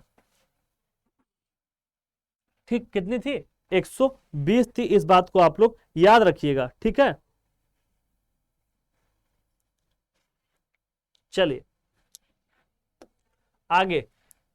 निम्नलिखित दो कथन है जिसमें से एक को कथन ए और दूसरे को कारण कहा जाता है। 80 नंबर सवाल आपके सामने पूछ रहा है कि इनमें से आपका कौन सही है। दोनों कथन आपके दिए हैं। देखिए, ग्रामीण जनसंख्या खुले में शौच करना अपने स्वास्थ्य के लिए खतरा नहीं मानती है, तो सही है, क्योंकि अगर खतरा मानते होते तो ग्रामीण जनसंख्या में खुले में शौच में ना जाते। ठीक है, दिया है कि पवित्रता एवं अपवित्रता से जुड़े सामाजिक सांस्कृतिक मानदंडों ने लोगों को घर में शौचालय निर्माण से रोक रखा है। तो ये तो बहुत ही सटीक बात कही है कि पवित्रता एवं अपवित्रता से जुड़े सामाजिक सांस्कृतिक मानदंडों ने लोगों को घर में शौचालय निर्माण से रोका है। तो आर भी सही है, ए भी सही है, लेकिन इसकी व्याख्या सही नहीं है। चलिए आगे बढ़िए। भारत में निम्नांकित जनगणना वर्षों में से किस वर्ष जनसंख्या में सर्वाधिक प्रतिशत बदलाव अंकित किया गया था? बताइए, जनसंख्या में सर्वाधिक परसेंट बदलाव किस वर्ष आपका अंकित किया गया था? तो 1981 में यह आपका सबसे ज्यादा अंकित किया गया था। ठीक है, चलिए अगला सवाल देखिए, 82 नंबर सवाल देखते हैं। 2011 जनगणना के अंतिम आंकड़ों के अनुसार 2001 से 11 की अवधि में भारत की जनसंख्या 10 की वृद्धि दर कितनी थी? तो हमने आपको बताया है लगभग 17.64% थी, यानी 17.7% के आसपास जनसंख्या की वृद्धि दर इस समय थी। ठीक, अगला सवाल आपके सामने है, दिया है कि वर्ष 2001-11 की अवधि में उत्तर प्रदेश की दशकीय जनसंख्या वृद्धि दर कितनी थी? बताइए, 1 से लेके 11 के बीच में यूपी का कितने तरीके से बढ़ा है? तो 20.09% है। ठीक है, भारत का दशकीय वृद्धि दर पूछे तो 17.7%, यूपी वालों को पूछे तो 20.09% की वृद्धि दर से आपका बढ़ रहा है। इस बात को आप लोग ध्यान रखिएगा। आगे बढ़िए। 2011 की जनगणना के अनुसार जनसंख्या की दृष्टि से उत्तर प्रदेश के निम्न जनपदों का सही अवरोही क्रम आपका क्या है? 84 नंबर सवाल आपके सामने है। तो पूछ रहा है जनसंख्या की दृष्टि से उत्तर प्रदेश में, तो जनसंख्या की दृष्टि से यूपी का सबसे बड़ा जिला आपका प्रयागराज है, उसके बाद मुरादाबाद है, गाजियाबाद है और फिर लखनऊ है। तो सी ऑप्शन आपका सही हो जाएगा। आगे बढ़िए। वर्ष 2011 की जनगणना के आधार पे उत्तराखंड में नैनीताल जिले का कौन सा स्थान है? 85 नंबर सवाल आपके सामने है। तो नैनीताल का जिले में स्थान कौन सा है? चौथा है। ठीक, आगे बढ़िए। वर्ष 2011 की जनगणना के अनुसार जनसंख्या की दृष्टि से उत्तराखंड का कौन सा स्थान है? बताइए, जनसंख्या की दृष्टि से उत्तराखंड का कौन सा स्थान है? यही सवाल आपसे पूछ रहा है। तो उत्तराखंड का जनसंख्या की दृष्टि से क्या है? 20वां स्थान है, यूपी का पहला है। निम्नलिखित में से कौन उत्तर प्रदेश का जनसंख्या की दृष्टि से सबसे बड़ा जनपद है? तो यूपी का जनसंख्या की दृष्टि से सबसे बड़ा जनपद आपका क्या हो जाएगा? प्रयागराज हो जाएगा। अगर आपसे पूछे कि सबसे ज्यादा क्षेत्रफल वाला कौन सा है, तो लखीमपुर खीरी हो जाएगा क्षेत्रफल के हिसाब से पूरे। ठीक है, अगर पूछे सबसे कम क्षेत्रफल किसका है, तो हापुड़ का है। ये सब चीजें ध्यान रखिएगा, छोटी छोटी चीजें हैं लेकिन पूछ लेगा। आगे बढ़िए। निम्नलिखित राज्यों में से किस में 2011 जनगणना के अनुसार पुरुष और स्त्री के साक्षरता के परसेंट दरों में न्यूनतम अंतर है? तो मेघालय, मैंने बताया कि न्यूनतम अंतर वाला जिला कौन सा है? मेघालय है, जहां पे न्यूनतम अंतर है। और सबसे ज्यादा कहां पे अंतर है? यूपी में है। सबसे ज्यादा पूछेगा तो यूपी में, और सबसे कम पूछेगा तो क्या बताएंगे? मेघालय में। ठीक है, याद रखिएगा। स्त्री और पुरुष की साक्षरता में सबसे कम अंतर कहां पे है? तो मेघालय में लगभग 2% का अंतर है, और यूपी में सबसे ज्यादा है, लगभग 20% का गैप है। यहाँ पे 77% के पुरुष आपके शिक्षित है और 57 महिला, तो लगभग 20 का गैप है। याद रखिएगा।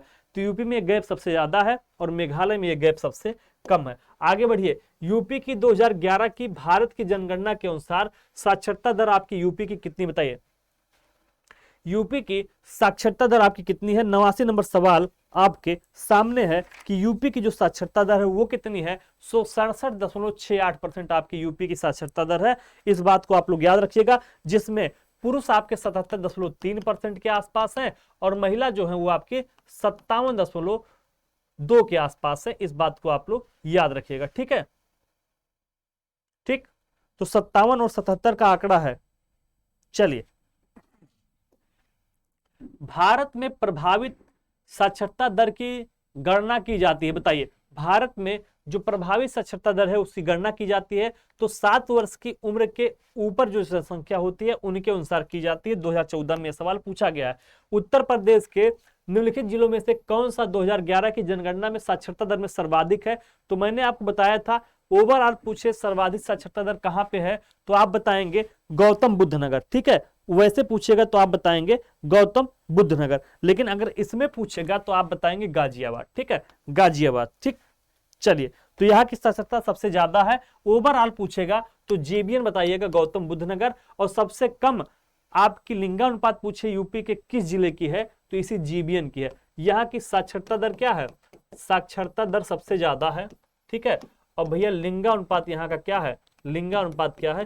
तो सबसे कम है। इस बात को आप लोग याद रखिएगा। आगे बढ़िए। 2011 की जनगणना में उत्तर प्रदेश के किस जिले में साक्षरता दर उच्चतम थी? बताइए, यूपी का ऐसा कौन सा जिला था जहां पे साक्षरता दर आपकी उच्च थी? 92 नंबर सवाल आपके सामने है।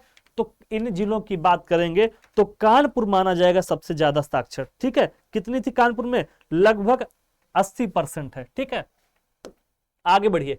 हाल ही में 2011 की जनगणना से संबंधित अंतिम आंकड़ों के अनुसार भारत के किस समुदाय में सबसे कम लिंगानुपात है? तो सिख समुदाय में सबसे कम है और जैन समुदाय में सबसे ज्यादा है। तो जैनों में लिंगानुपात सबसे ज्यादा है और सिख समुदाय में सबसे कम है। इस बात को याद रखिएगा। आगे बढ़िए। भारत के किस राज्य में स्त्री पुरुष अनुपात जो है वो 1000 से अधिक है? तो वो आपका कर्नाटका में है, लगभग 1084 है। ठीक है, आगे बढ़िए। वर्ष 2001 से 14 के मध्य उत्तर प्रदेश के लिंगानुपात में कितनी वृद्धि हुई है? तो यूपी का लिंगानुपात वर्तमान समय में कितना हो गया है? 912 हो गया है। इस बात को आप लोग याद रखिएगा कि वर्तमान में आपका 912 हो गया है, और इसके पहले कितना था? तो 898 था। ठीक है, तो कितने की वृद्धि हुई है?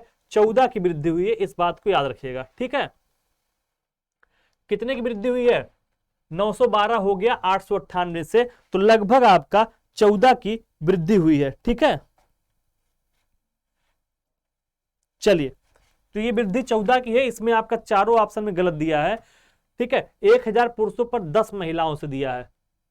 लिंगानुपात में वृद्धि कितनी हुई है? तो दे रहा है कि 1000 पुरुषों पे 10 महिलाओं पे, लेकिन अंतिम आंकड़ा आपका 10 नहीं बल्कि क्या है?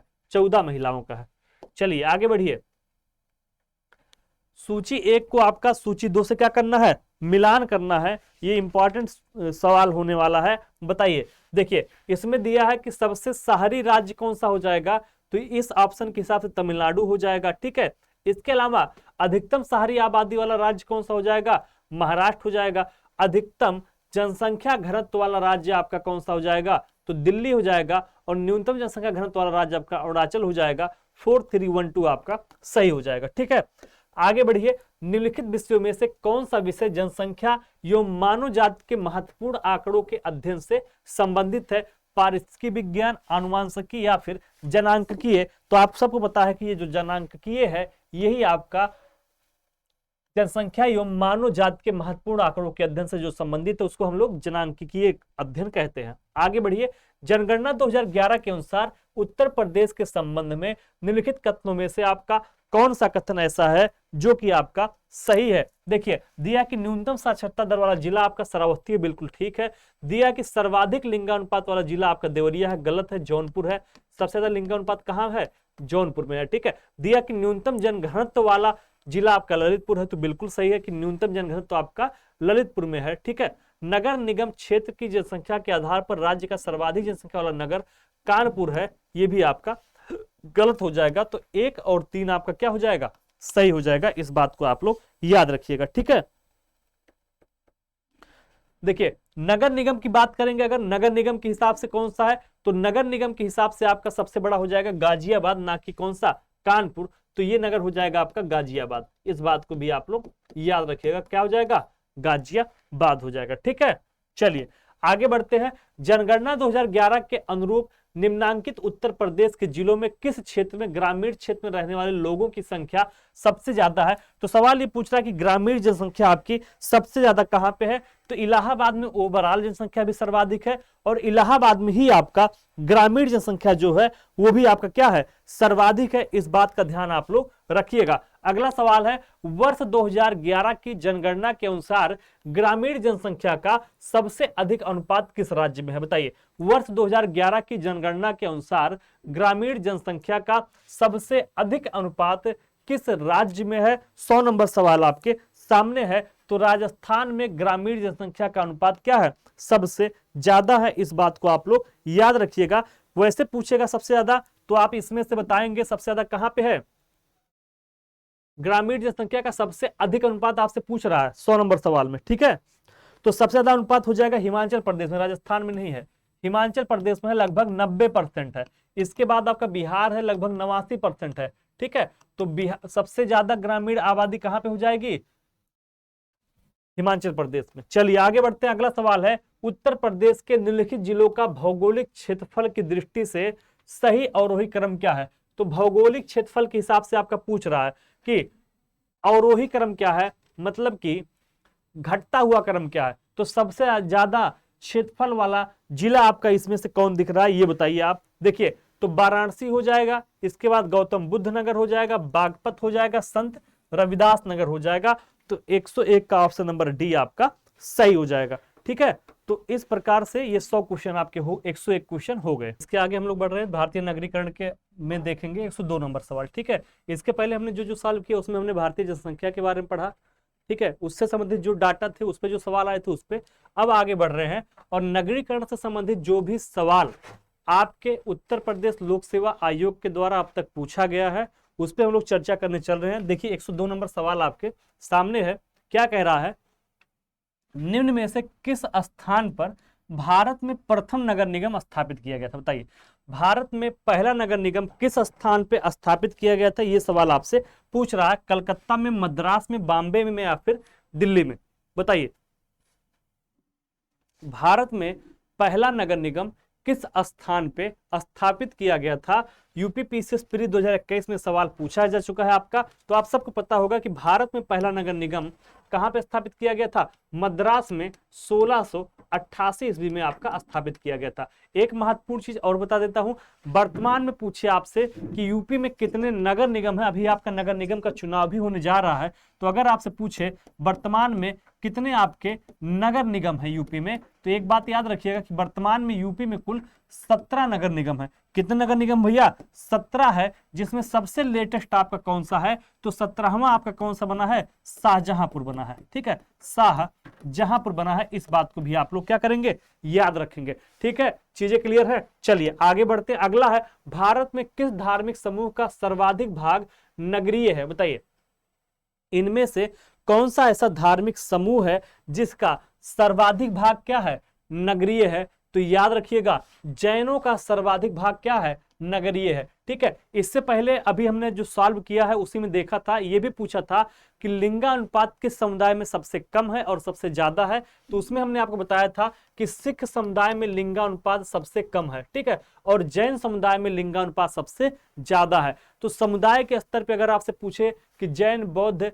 सिख, ईसाई, इनमें लिंगानुपात सबसे कम किसमें है तो सिख लगाइएगा। इनमें पूछे कि लिंगानुपात सबसे ज्यादा किसमें है तो जैनों में है। और अगर ये पूछे कि सर्वाधिक भाग नगरीय किसका तो जैन का, ठीक है। तो याद रखिएगा, सर्वाधिक भाग नगरीय है जैन का और लिंगानुपात ज्यादा है जैन का। आगे बढ़िए, ये सवाल देख लीजिए कहां पूछा गया, 2022 के पीसीएस प्री में पूछा गया था। आगे देखिए, निम्नलिखित समाजशास्त्रियों में से किसने ग्राम्य नगरीकरण के विचार को विस्तार से बताया है? बताइए, सवाल आपके सामने है, निम्नलिखित समाज शास्त्रियों में से किसने ग्राम्य नगरीकरण के विचार को विस्तार से बताया है? 104 नंबर सवाल आपके सामने है।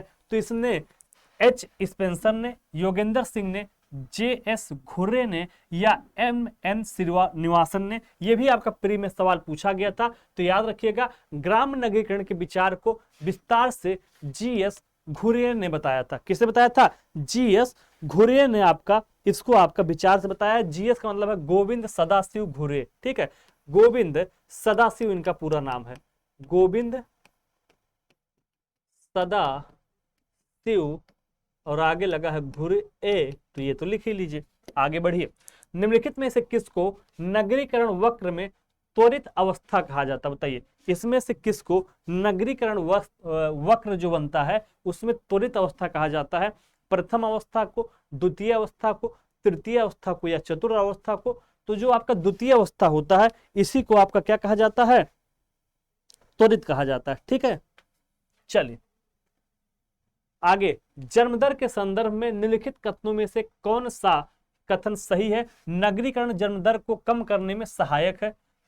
106 नंबर सवाल में आपका दो कथन दिया है, पूछ रहा कि इनमें से कौन सा कथन सही है? दिया है कि नगरीकरण जो होता है वो जन्म दर को कम करने में सहायक होता है। ठीक है, ऊंची साक्षरता दर का निम्न जन्म दर से सीधा संबंध होता है, ये भी ठीक है। तो एक और दो दोनों सही है। कहने का मतलब ये है कि अगर नगरीकरण बढ़ेगा तो जन्म दर घटेगा, मतलब ज्यादा लोग अवेयर होंगे। नगरीकरण बढ़ेगा वहां पे किसी भी बच्चे का पालन पोषण महंगा होगा, उसकी पढ़ाई लिखाई महंगी होगी, तो इस वजह से लोग क्या करेंगे? जनसंख्या को कम करने का प्रयास करेंगे। एक ही बच्चा चाहेंगे या मैक्सिमम दो चाहेंगे जिसका लालन पोषण पढ़ाई अच्छे से कर सके।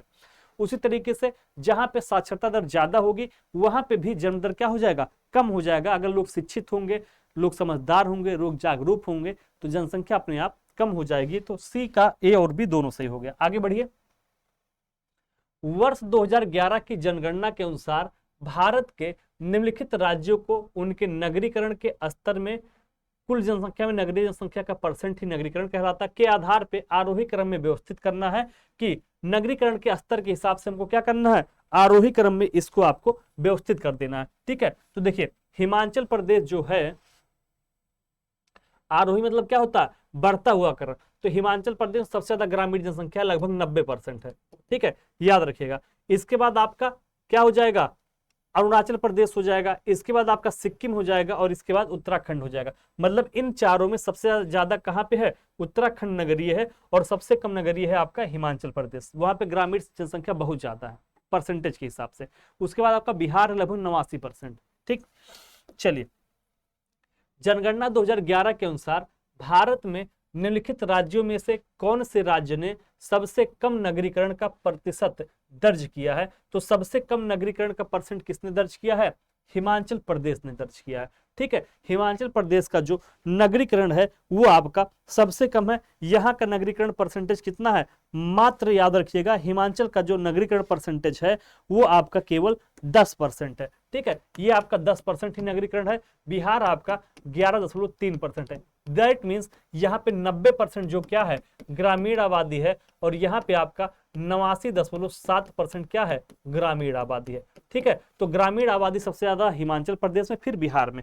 आरओ का जो एग्जाम हुआ था उसमें ये सवाल आपका आया है। आगे देखिए, निम्नलिखित में से किसको नगरीकरण वक्र में त्वरित अवस्था कहा जाता? तो ये भी हमने सॉल्व किया। द्वितीय अवस्था को क्या कहते हैं? त्वरित अवस्था कहते हैं। आगे देखिए, निम्नलिखित भारतीय नगरों में मलिन बस्तियों का परसेंटेज 2011 की जनगणना के अनुसार सबसे कम कहां पे है? तो पूछ रहा कि जो मलिन बस्तियों का परसेंटेज है वो आपका सबसे कम कहां पे है? अहमदाबाद में, जयपुर में, लखनऊ में या फिर बेंगलुरु में? सवाल आप देख लीजिए, आरओ प्री 2021 में सवाल पूछा गया है। तो अहमदाबाद ऐसा शहर है जहां पे मलिन बस्तियों की जो परसेंटेज है वो आपका सबसे कम है। इस बात को आप याद रखिएगा। ठीक है, यहाँ का परसेंटेज कितना है? केवल 4.49% ही मलिन बस्ती यहाँ पे है। कहां पे? आपके अहमदाबाद में। इस बात को याद रखिएगा। ठीक है, चलिए आगे बढ़िए। वर्ष 2011 की जनगणना के अनुसार भारत के निम्नलिखित राज्यों में किसका नगरीकरण का स्तर सबसे निम्न रहा था? इनमें से कौन सा ऐसा राज्य है जिसका नगरीकरण का स्तर आपका सबसे निम्न है? तो इन राज्यों में आंध्र प्रदेश ऐसा राज्य है जिसका नगरीकरण सबसे कम है। आगे बढ़िए, निम्नलिखित राज्यों में से किसमें नगरीकरण का स्तर 2011 की जनगणना के अनुसार निम्नतम है? तो अरुणाचल प्रदेश में सबसे कम है। इस बात को आप लोग याद रखिएगा। सॉरी, यहाँ पे अरुणाचल पिछले में क्योंकि बिहार नहीं था, इसमें बिहार है तो क्या लगा देंगे? बिहार। ओवरऑल सबसे कम, सबसे ज्यादा ग्रामीण वाला पूछेगा तो हिमाचल प्रदेश। ठीक है, तो ये आपका ये नहीं होगा बल्कि क्या हो जाएगा? बिहार हो जाएगा। आगे बढ़िए, अधोलिखित कथनों पर विचार कीजिए और नीचे दिए गए कूट के सही उत्तर चुनिए। भारत एक नगरीय जनाधिक्य वाले देश का उदाहरण। भैया ये ग्रामीण जनाधिक्य यहाँ पे अधिक है, नगरीय जनसंख्या तो कम है। ग्रामीण आपकी ज्यादा है, ठीक है, लगभग 68% से ज्यादा आबादी आपकी ग्रामीण में रहती है, तो नगरीय जनाधिक्य वाला नहीं है, पहला गलत हो गया। भारत के अधिकांश बड़े नगरों में पर्याप्त अवस्थापना का भी अभाव है, तो कारण आपका क्या है, सही है, ठीक है। तो ए गलत है किंतु आर सही है, ऑप्शन नंबर डी आपका क्या हो जाएगा, सही हो जाएगा, ठीक है। इंफ्रास्ट्रक्चर की अभी बहुत बड़े मात्रा में कमी है, ठीक है, इस बात को याद रखिएगा बड़े नगरों में। निम्नलिखित केंद्र शासित राज्यों में कौन सबसे कम नगरीकृत है, बताइए। केंद्र शासित प्रदेशों के बारे में दिया है, पूछ रहा है इनमें से कौन सा एक ऐसा है जो कि आपका सबसे कम नगरीकृत है, तो अंडमान एवं निकोबार द्वीप समूह आपका क्या है, सबसे कम नगरीकृत है, इस बात को याद रखिएगा। यूपीपीसीएस मेंस का जब होता था आपका ऑब्जेक्टिव, उसमें जीएस फर्स्ट में 2017 में ये सवाल आपका क्या हुआ है, पूछा गया है, ठीक है।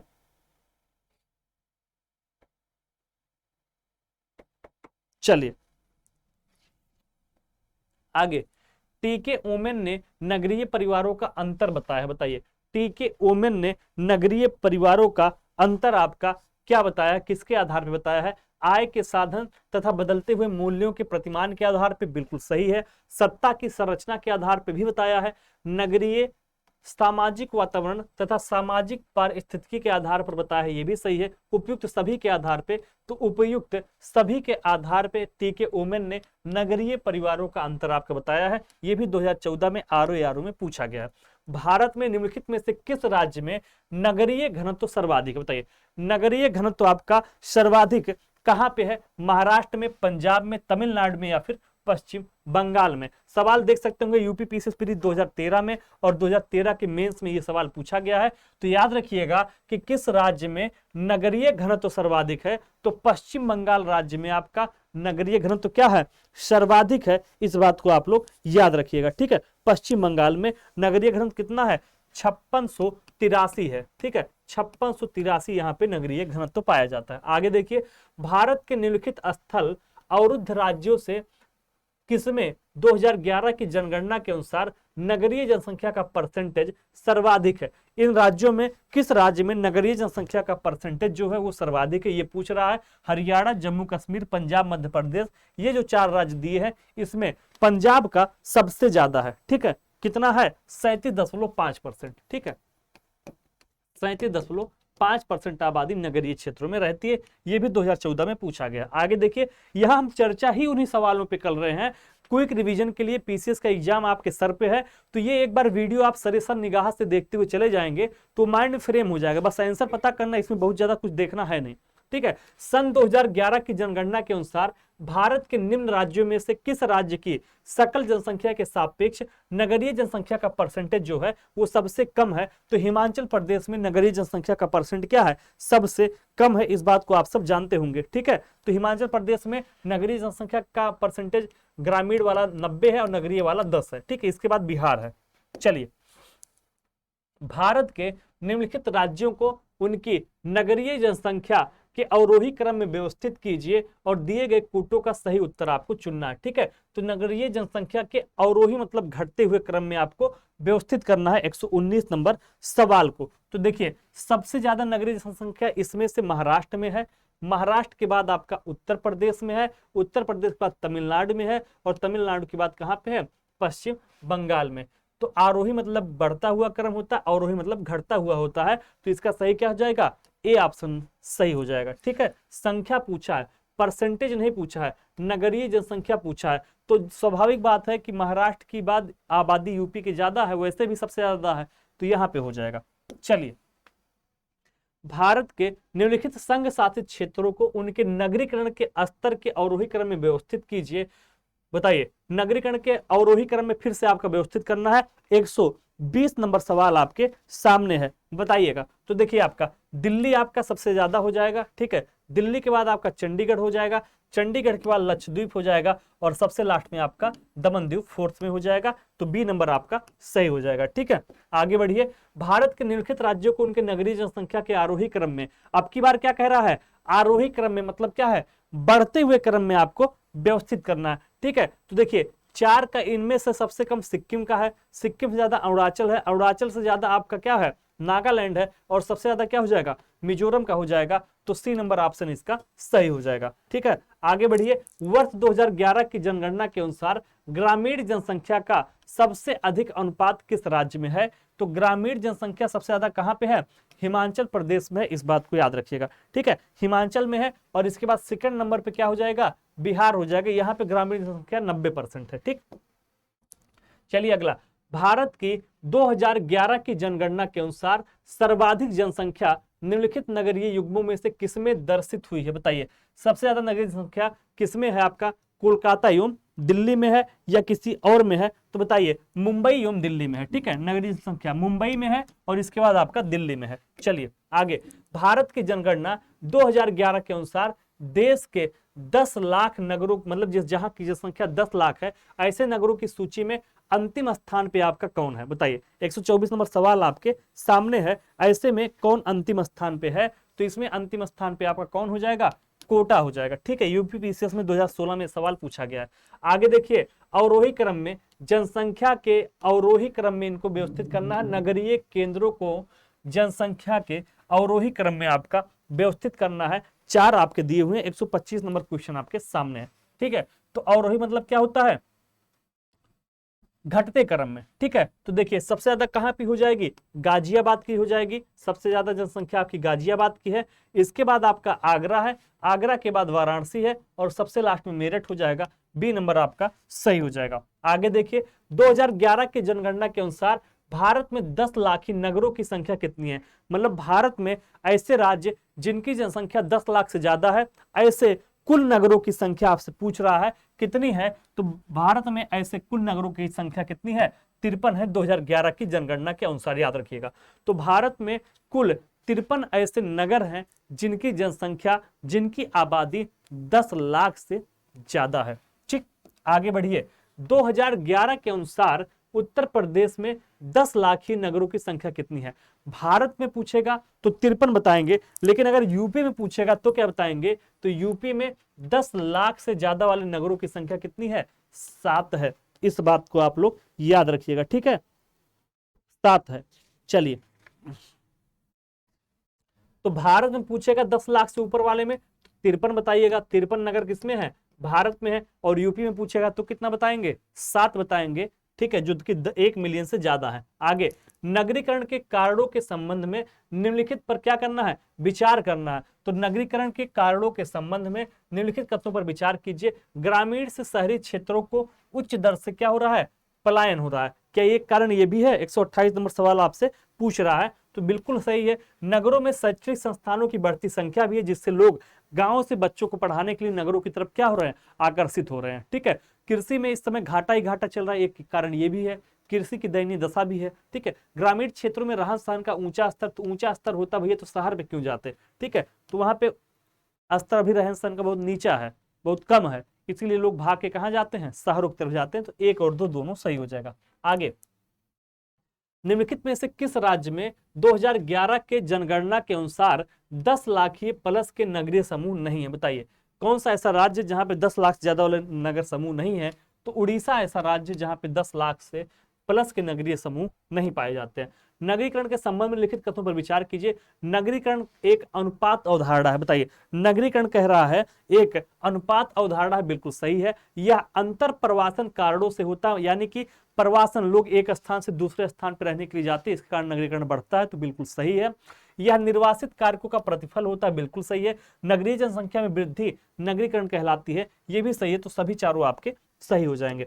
आगे बढ़िए, निम्नलिखित कथनों पर विचार कीजिए और सही उत्तर का नगरों एवं शहरों के नगरीय क्षेत्रों में उनकी जनसंख्या में तीव्र वृद्धि के साथ विस्तार हो रहा, बिल्कुल सही है। कारण, ग्रामीण क्षेत्रों में बुनियादी ढांचागत सुविधाओं के विकास के कारण कृषि भूमि क्या हो रही है?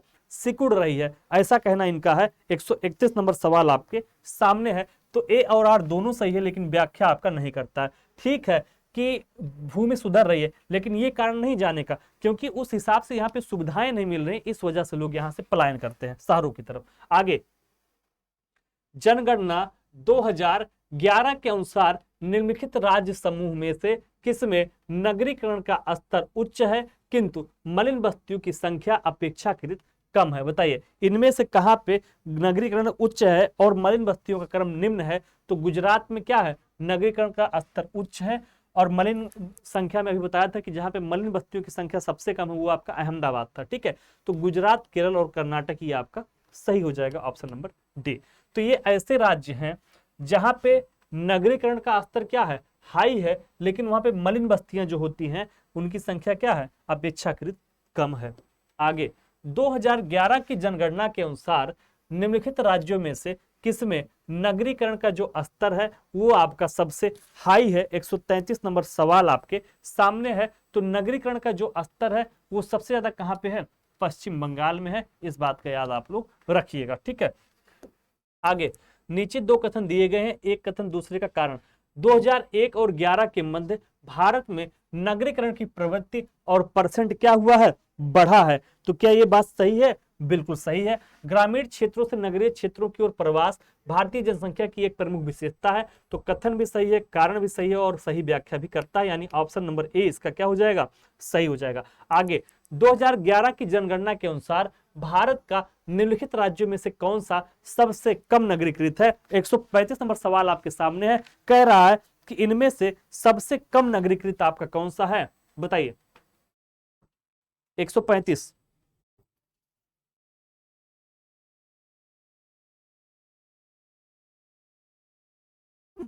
देखिए तो इस ऑप्शन में जितने दिए हैं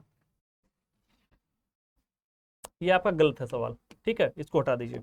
आगे बढ़िए, 2018 में विश्व में नगरीकरण का स्तर कुल जनसंख्या में नगरीय जनसंख्या के परसेंट में क्या था? 136 नंबर सवाल आपके सामने कह रहा कि 2018 में विश्व नगरीकरण का स्तर जो है वो आपका क्या था, मतलब पूरे विश्व की बात कर रहा है। 136 नंबर सवाल आपके सामने है। तो ये कितना परसेंट था?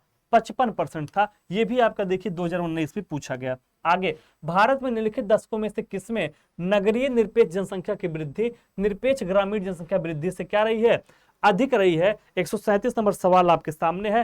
तो ये आपका 2001 से लेके 2011 के बीच में अधिक रहा। ठीक है, भारत में नगरीकरण के संदर्भ में निम्नलिखित कथनों में से कौन सा सही है?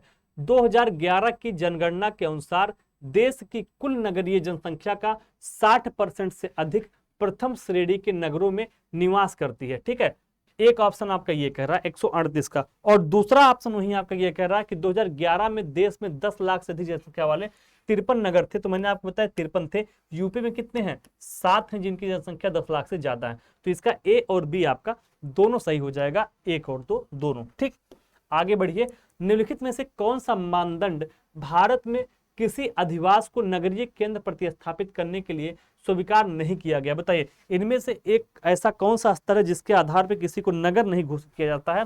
तो भौतिक विस्तार के आधार पर नहीं होता है, जनसंख्या के आधार पे, जनसंख्या घनत्व के, व्यवसायिक संरचना के आधार पर घोषित करते हैं। लेकिन भौतिक विस्तार की बहुत ज्यादा बड़ा गांव है तो उसको नगर घोषित कर दे, ऐसा नहीं होता है। ठीक है, हाँ उस गांव की जनसंख्या आकार ज्यादा है, वहां पे कोई व्यवसायिक संरचना है, वहां पे जनसंख्या का घनत्व ज्यादा है, तो इसको घोषित किया जा सकता है। ठीक है, आगे नगरीकरण के संबंध में निम्नलिखित कथनों पर विचार कीजिए। नगरीकरण एक अनुपात अवधारणा है। ठीक है, नगरीकरण यह अंतर प्रथम कारणों से होता है, यह निर्वाचित कारकों से होता है, वृद्धि नगरीकरण है। बिल्कुल सही है, तो समस्त चारों इसके सही हो जाएंगे। इसके पहले भी ये सवाल आया हुआ था।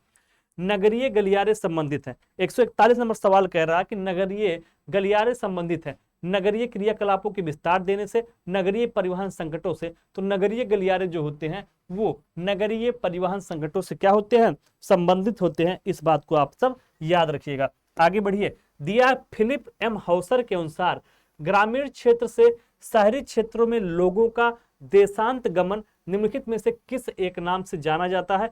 जनसंख्या डिस्प्लोजन या जनसंख्या इम्प्लोजन या जनसंख्या टेक्नोप्लोजम या जनसंख्या पेरिप्लोजम। तो इसको हम लोग जनसंख्या इम्प्लोजन के नाम से जानते हैं। किस नाम से जानते हैं? जनसंख्या इम्प्लोजन के नाम से जानते हैं, जो आपका विस्तार हो रहा है। ठीक है, इम्प्लोजन का मतलब क्या होता है?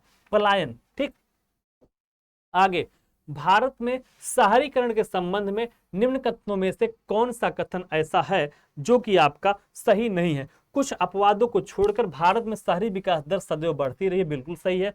भारत में शहरी जनसंख्या की सांद्रण की वृद्धि अपेक्षाकृत बड़े शहरों में हुई है, ये भी सही है। भारत में सभी क्षेत्रों का शहरीकरण सर्वथा समान रूप से हुआ, ये नहीं है, समान रूप से नहीं हुआ, कहीं पे बहुत शहरीकरण हो गया तो कहीं क्षेत्र अभी ऐसे हैं जो कि बहुत पीछे भी हैं। रोजगार हो गया, आवास हो गया, प्रदूषण हो गया, ऊर्जा हो गई, भारत में मुख्य सारी समस्याएं हैं, बिल्कुल सही है। तो ये सारी समस्याएं, सवाल ये पूछा था कौन सा सही नहीं है, तो ऑप्शन नंबर सी आपका सही नहीं है कि भारत के सभी क्षेत्रों में शहरीकरण समान रूप से हुआ, ये सही नहीं है, कुछ इलाके बहुत पीछे भी रह गए हैं। ठीक है, आगे, नगरीकरण की दृष्टि से भारत है एक मध्यम निम्न नगरीकृत देश, एक अति निम्न, एक अत्यधिक, या उपयुक्त में से कोई नहीं। 144 नंबर सवाल आपके सामने है। तो नगरीकरण की दृष्टि से जो भारत है वो आपका एक मध्यम निम्न नगरीकृत देश है, क्योंकि यहाँ अभी 68% से ज्यादा आबादी क्या है, ग्रामीण है। ठीक है, चलिए आगे बढ़िए। रेडफील्ड तथा सिंगर के विचार में प्राथमिक नगरीकरण की प्रक्रिया को किसके विकास से विशेषीकृत आपका किया जाता है? 145 नंबर सवाल आपके सामने है। लोक परंपरा के, अभिजात परंपरा के, बृहत परंपरा के, या लघु परंपरा के? तो ये लोक परंपरा के आधार पर पहली बार इन्होंने किया था।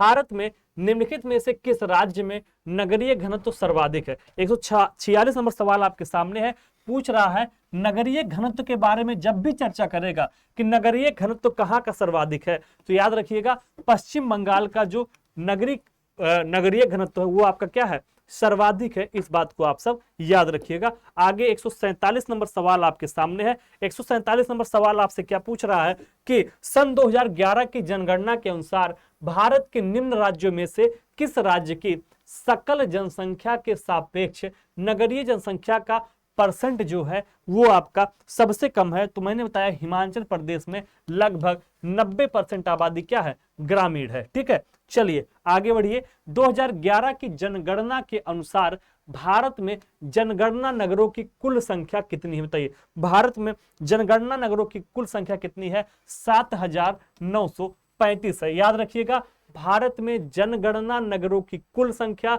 7,935 है। ये आपका यूपीए एलडीए एग्जाम में पूछा गया सवाल है। आगे 149 नंबर सवाल आपके सामने है, कह रहा कि 2011 की जनगणना के अनुसार भारत के किस राज्य में नगरीय जनसंख्या का परसेंट सर्वाधिक है? तो मैंने आपको बताया कि अगर नगरीय जनसंख्या का परसेंट पूछेगा तो गोवा में आपका सबसे ज्यादा है, सबसे कम पूछेगा तो सबसे कम आपका कहां पे है, हिमाचल प्रदेश में। बिहार ना लगाइएगा बबुआ, हिमाचल प्रदेश लगाइएगा। 90% आबादी यहाँ की क्या है, ग्रामीण है। बिहार में आबादी कितनी ग्रामीण है? तो 89.3% आबादी बिहार की क्या है, ग्रामीण है। ठीक है, सबसे ज्यादा नगरीकृत परसेंटेज में कौन हो जाएगा, गोवा हो जाएगा। आगे बढ़िए, निम्नलिखित कथनों में से कौन सा एक कथन ऐसा है जो कि आपका सही नहीं है? उत्तर प्रदेश में कुछ नगरों ने नगर निगम की हैसियत प्राप्त कर ली है, कुछ ने नहीं, बल्कि कितने ने, 17 नगर निगम है उत्तर प्रदेश में। याद रखिएगा, यूपी में आपके कितने नगर निगम है, 17 है, जिनका चुनाव वर्तमान में होने जा रहा है 4 मई को। नगरों को एक निगम की हैसियत राजनीतिक कारण से दी जाती है, गलत है। उसका क्राइटेरिया है अगर 10 लाख से ज्यादा आबादी हो जाती है तो दिया जाता है। कुछ सिद्धांत हैं जिनके आधार पर नगर निगम का सृजन किया जाता है, ये बिल्कुल सही है। कई ऐसे फैक्टर हैं जिसके आधार पर नगर निगम बनाया जाता है। उत्तर प्रदेश में नगर निगम के लिए एक अलग कानून है, बिल्कुल अलग कानून है। इसका जो प्रमुख होता है उसको क्या कहते हैं, महापौर कहते हैं। ठीक है, तो नगर निगम का जो प्रमुख होता है उसको हम लोग महापौर या नगर निगम का प्रथम व्यक्ति या प्रथम नागरिक भी मानते हैं। आगे 151 नंबर सवाल आपके सामने आ चुका है। देखिए 151 नंबर सवाल क्या है, टीके ओमेन ने नगरीय परिवारों का अंतर बताया है। बताइए, टीके ओमेन ने नगरीय परिवारों का अंतर क्या बताया है? आय के साधन और बदलते हुए मूल्यों के आधार पे, सत्ता की अवसंरचना के आधार पे, नगरीय सामाजिक वातावरण, सामाजिक परिस्थिति के आधार पे, उपयुक्त सभी के आधार पे। तो उन्होंने उपयुक्त सभी के आधार पे बताया। ये क्वेश्चन हमने पहले भी आपको अभी कराया हुआ था। आगे बढ़िए, एक मेट्रोपॉलिटन क्षेत्र होने के लिए कम से कम जनसंख्या कितनी होनी चाहिए? तो मेट्रोपॉलिटन होने के लिए आपकी जनसंख्या कम से कम कितनी होनी चाहिए? 30 लाख की आबादी होनी चाहिए। ठीक है, तो मेट्रोपॉलिटन क्षेत्र घोषित करने के लिए जो आबादी का मानक है वो कम से कम कितना होना चाहिए? 30 लाख या उससे अधिक होना चाहिए। म्युनिसिपल काउंसिल का गठन किया जाता है। बताइए, म्युनिसिपल काउंसिल का गठन आपका कब किया जाता है? तो बड़े क्षेत्रों के लिए आपका म्युनिसिपल काउंसिलेशन बनाया जाता है। ठीक है, आगे बढ़िए, किसी म्यूनिसिपैलिटी का सीमा क्षेत्र घोषित किया जाता है संबंधित मंत्री के द्वारा, राज्य के गवर्नर के द्वारा, या फिर आपका राज्य के मुख्य सचिव के द्वारा, या राज्य के निर्वाचन आयुक्त के द्वारा। तो ये सब घोषणा कौन करता है? राज्य का गवर्नर यानी राज्यपाल के द्वारा। तो किसी म्यूनिसिपैलिटी का सीमा क्षेत्र अगर घोषित करने का काम होगा तो राज्य के गवर्नर या राज्य के राज्यपाल के माध्यम से किया जाता है। आगे बढ़िए, विश्व जनसंख्या पे जो सवाल है उसको देखेंगे। हमने आपका भारत की जनसंख्या के बारे में और वहां के नगरीकरण के बारे में देखा। अब हम लोग विश्व की जनसंख्या के बारे में जो जो सवाल हैं वो लगभग 50 सवाल हम लोग सॉल्व करेंगे।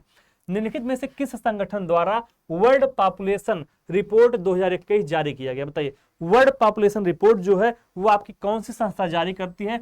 तो संयुक्त राष्ट्र जनसंख्या कोष के द्वारा जारी किया जाता है। याद रखिएगा, वर्ल्ड पॉपुलेशन रिपोर्ट किसके द्वारा जारी किया जाता है? संयुक्त राष्ट्र जनसंख्या कोष के द्वारा इसको जारी किया जाता है। इस बात को याद रखिएगा, ठीक है। चलिए अगला सवाल आपके सामने है, सवाल 156। निम्नलिखित में से कौन सा देश कुल क्षेत्रफल तथा कुल जनसंख्या दोनों की दृष्टि से विश्व में 5वें स्थान पे? बताइए, ऐसा कौन सा देश है जो दोनों के हैसियत से विश्व में 5वें स्थान पे है? तो ब्राजील है, जो कि जनसंख्या के अनुसार भी 5वें पे है और क्षेत्रफल के अनुसार भी 5वें पे। इस बात को याद रखिएगा। तो विश्व का ऐसा कौन सा देश है जो जनसंख्या और क्षेत्रफल दोनों के आधार पे 5वें नंबर पे है? तो याद रखिएगा वो आपका कहा जाएगा ब्राजील। और भारत जो है इस समय जनसंख्या में पहले नंबर पे आ चुका है। इस बात को भी याद रखिएगा, ठीक है। तो भारत ने चाइना को भी पीछे छोड़ दिया है और 1 नंबर पे आ गया है। चलिए आगे, अफ्रीका महाद्वीप के निम्नलिखित देशों में से कौन सा सर्वाधिक जनसंख्या वाला देश है? बताइए, अफ्रीका में कौन सा ऐसा देश है जो कि आपका सर्वाधिक जनसंख्या वाला है? तो नाइजीरिया आपका ऐसा देश है जो कि सर्वाधिक जनसंख्या वाला है। कौन सा देश है? नाइजीरिया, ठीक है।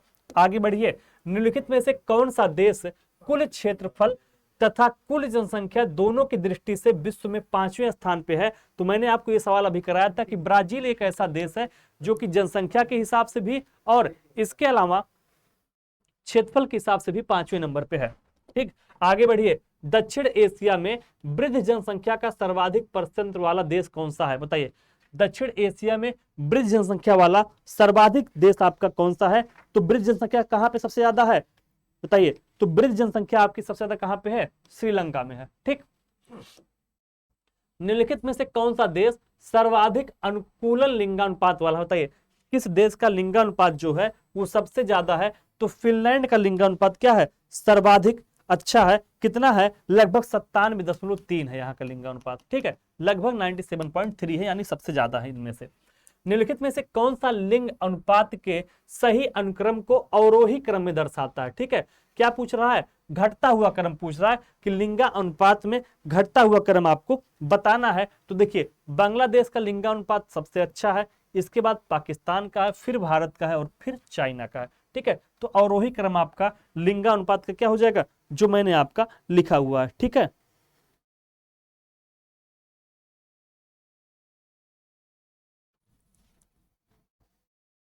आगे बढ़िए, संयुक्त राष्ट्र संघ के अनुसार सन 2050 में विश्व की अनुमानित जनसंख्या कितनी हो जाएगी? बताइए, 2050 में विश्व की अनुमानित जनसंख्या लगभग 9 बिलियन हो जाएगी। कितना हो जाएगी? लगभग 9 अरब हो जाएगी। इस बात को आप लोग याद रखिएगा, लगभग 9 अरब जनसंख्या होगी, जिसमें से 2 अरब तो अपने भारत वाले हो जाएंगे, ठीक है।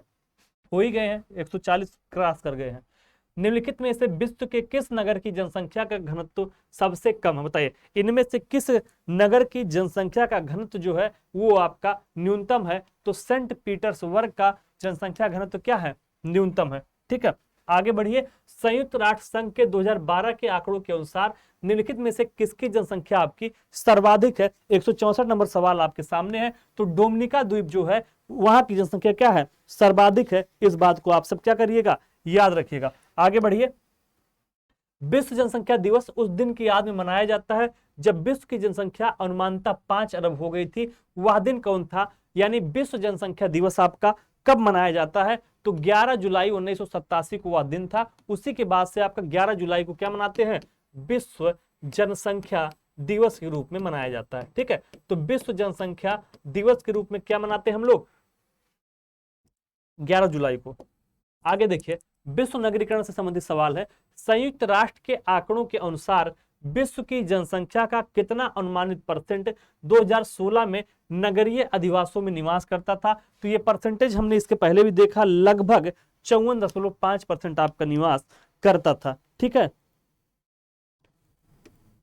वर्तमान में ये कितना हो गया है? तो 55.9% वर्तमान में है। ठीक है, तो वर्तमान की जो रिपोर्ट है उसके अनुसार कितना 55.9 है, ये भी याद रखिएगा। आगे बढ़िए, नीचे दो कथन दिए गए हैं, एक दूसरे के कारण है। नगरीकरण औद्योगिकरण का अनुसरण करता है, बताइए। 167 नंबर सवाल आपके सामने है, कह रहा कि नगरीकरण जो होता है वो औद्योगिकरण का अनुसरण करता है। ठीक है, कारण कह रहा कि विकासशील देशों में नगरीकरण अपने आप में एक आंदोलन है, ये भी सही है, लेकिन ये इसकी व्याख्या नहीं करता है। तो ए और बी दोनों सही हैं, लेकिन व्याख्या नहीं करते हैं। 167 का बी सही हो जाएगा। आगे देखिए, दक्षिण एशिया के निम्नलिखित देशों के प्रतिशत नगरीकरण का निम्नलिखित में से कौन सही अवरोही क्रम है? नीचे दिए गए कूट सही उत्तर का चयन करना है। 168 नंबर सवाल आपके सामने है। देखिए, इसका सही जवाब हो जाएगा आपका, सबसे ज्यादा आपका हो जाएगा यहाँ पाकिस्तान का अवरोही क्रम पूछ रहा, घटता हुआ सबसे ज्यादा पाकिस्तान का, इसके बाद भारत का, फिर बांग्लादेश का, और फिर आपका श्रीलंका का। ठीक है, तो नगरीकरण में सबसे ज्यादा किसका है? पाकिस्तान का। अगर ऑप्शन दे कि इन चार विकल्पों में से सबसे ज्यादा नगरीकरण किसका है, तो सबसे ज्यादा पाकिस्तान का है, उसके बाद भारत का है, फिर बांग्लादेश का है, और सबसे कम श्रीलंका का है। तो पाकिस्तान जो है वो भारत से ज्यादा नगरीकृत है, इस बात को याद रखिएगा, सवाल पूछा गया है।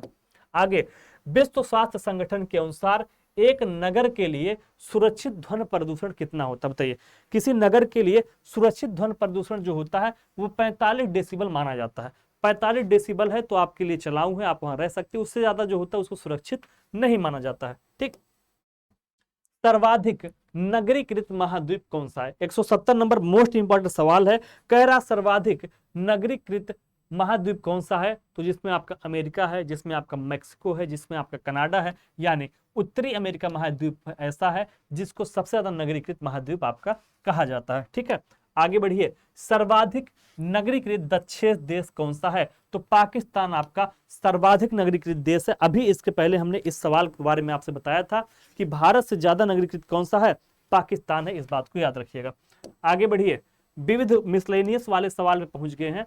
ठीक है, योजना और कौन से मंत्रालय ने कौन सी योजना चलाई है, उस सवाल पे हम लोग आ गए हैं। ठीक है, याद रखिएगा, SSVYP योजना किसने चलाया है? ग्रामीण विकास के द्वारा चलाया गया है। ठीक है, इसके अलावा आपका PMYAU आपका MSME मंत्रालय के द्वारा चलाया गया है। ठीक है, PMKY योजना किसके द्वारा चलाई गई है? कृषि के लिए चलाई गई है। ठीक है, और PMEGP आपका कौशल विकास मंत्रालय के द्वारा चलाया गया है। 172 नंबर सवाल आपका सही हो जाएगा। ठीक है,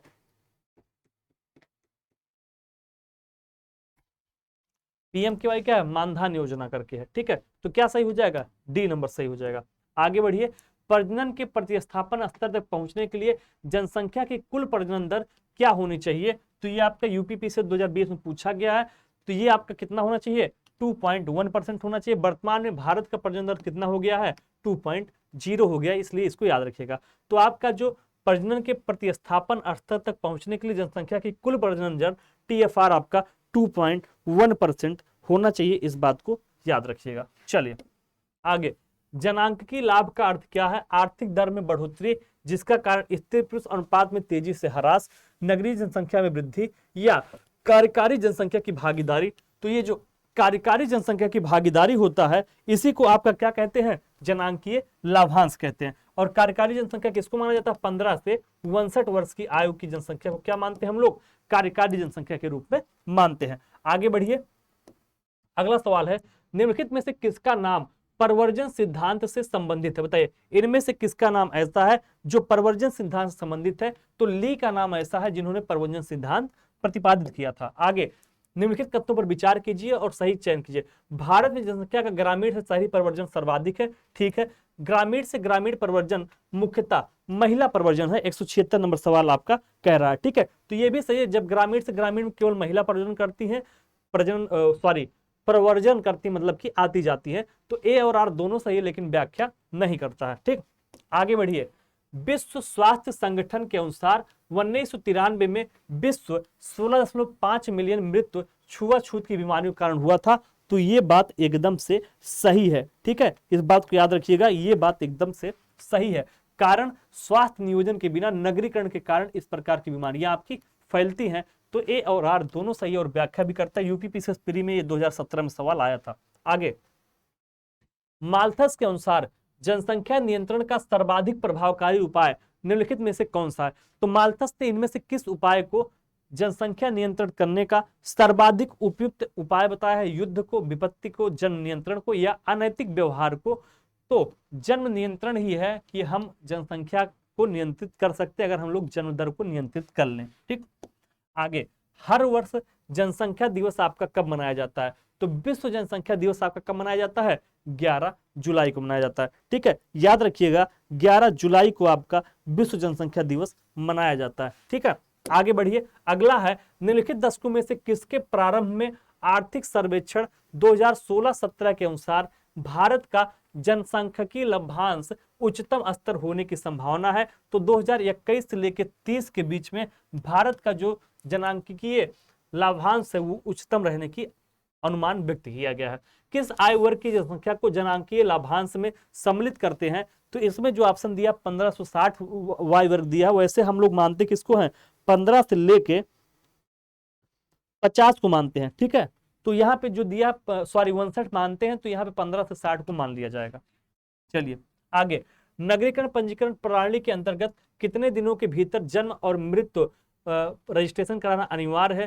तो ये आपको 21 दिन के भीतर कराना अनिवार्य होता है। ठीक है, कितने दिन के भीतर कराना अनिवार्य होता है? 21 दिन के भीतर कराना अनिवार्य होता है। यूपीपीसीएस में सवाल पूछा गया है। निम्नलिखित में से कौन सी गतिविधि अर्थव्यवस्था में सेवा क्षेत्र का भाग नहीं है? बताइए, इनमें से एक ऐसा कौन सा है जो कि आपका सेवा क्षेत्र का भाग नहीं है? होटल और रेस्टोरेंट निर्माण, रेस्तरां है, बीमा है, परिवहन है, लेकिन विनिर्माण जो है आपका वो सेवा क्षेत्र का भाग नहीं है। इस बात को आप लोग याद रखिएगा। ठीक है,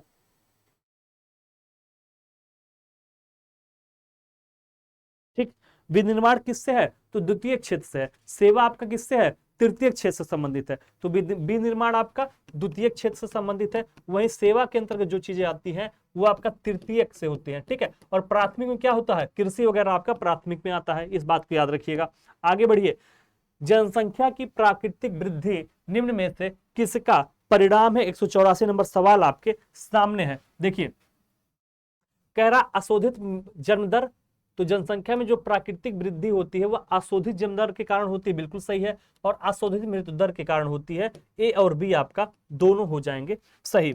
आगे बढ़िए, निम्नलिखित कथनों पर विचार कीजिए। रूस में जनसंख्या घनत्व निम्न है तथा अधिकांश जनसंख्या यूराल के पूर्वी भागों में रहती है, ऐसा ये कह रहे हैं। ठीक है, तो देखिए ये आपका गलत हो जाएगा।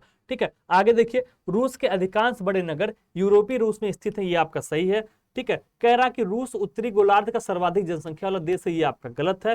रूस एक बहुसंस्कृतीय राज्य है, ये आपका सही है। तो केवल 2 और 4 ही आपके सही होंगे। आगे 186 नंबर सवाल आपके सामने है। 186 नंबर क्वेश्चन आपके सामने है। सवाल कह रहा है कि निम्नलिखित में से कौन सा जनसंख्या की जनांकीय विशेषताओं का हिस्सा नहीं है? इनमें से कौन सा एक ऐसा है जो कि जनसांख्यिकीय विशेषताओं का हिस्सा नहीं? जनसंख्या का घनत्व हिस्सा है, रहन सहन का स्तर नहीं है, लिंगानुपात है, ग्रामीण शहरी जनसंख्या भी इसका हिस्सा है। ठीक, आगे निम्नलिखित में से कौन सा जनसंख्या के व्यवसायिक ढांचे को व्यक्त करता है? बताइए, इनमें से कौन सा एक ऐसा है जो कि आपका जनसंख्या के व्यवसायिक ढांचे को व्यक्त करता है? तो देश में रहने वाले व्यक्तियों की संख्या को, कार्यकारी, विभिन्न व्यवसायों में कार्यकारी जनसंख्या जो होती है उसी को हम लोग क्या कहते हैं? व्यवसायिक ढांचे मानते हैं। ठीक है, आगे बढ़िए, निम्नलिखित में से कौन सा अर्थव्यवस्था में जनसंख्या वृद्धि का प्रतिकूल प्रभाव नहीं है? इनमें से ऐसा कौन सा जो प्रतिकूल प्रभाव नहीं है? कार्यकारी जनसंख्या के आकार में वृद्धि। ठीक है, तो ये प्रतिकूल प्रभाव नहीं है, बल्कि इसको हम लोग अच्छा प्रभाव मानते हैं। ठीक, चलिए, जनसंख्या के पिरामिड में कौन सा समूह आश्रित आबादी के रूप में माना जाता है? बताइए, इनमें से ऐसा कौन सा समूह है जो कि आश्रित आबादी के रूप में, यानी दूसरे पे जो आश्रित होता है? तो 0 से 14 वर्ग आय समूह को हम लोग क्या मानते हैं? आश्रित आय समूह मानते हैं। बच्चों को हम लोग किसमें रखते हैं? आश्रित। और 15 से 60 आयु को क्या मानते हैं? कार्यशील मानते हैं। ठीक, चलिए आगे, निम्नलिखित में से किस देश ने सरकारी तौर पर परिवार नियोजन कार्यक्रम को सर्वप्रथम अपनाया था? बताइए, सरकारी तौर पे परिवार नियोजन कार्यक्रम को अपनाने वाला आपका पहला देश भारत था। ठीक है, जिसने परिवार नियोजन के बारे में सबसे पहले काम शुरू किया वो देश आपका भारत है, याद रखिएगा। फिर भी आबादी में नंबर 1 पे है। निम्नलिखित में से कौन पश्चिम एशिया का सर्वाधिक नगरीकृत देश है? बताइए, पश्चिम एशिया का पूछ रहा है, सर्वाधिक नगरीकृत देश आपका कौन सा है इसमें से, बताइए। तो देखिए इसमें दिया है कुवैत, ये आपका सर्वाधिक है। ठीक है, कुवैत। आगे बढ़िए, भारत में आर्थिक सर्वेक्षण प्रकाशित किया जाता है वित्त मंत्रालय के द्वारा, योजना आयोग के द्वारा, भारत सांख्यिकी संस्थान के द्वारा, किसके द्वारा? मोस्ट इंपॉर्टेंट सवाल है आपका, बताइए। तो देखिए भारत में जो आर्थिक सर्वेक्षण होता है वो कौन जारी करता है? वित्त मंत्रालय जारी करता है, याद रखिएगा।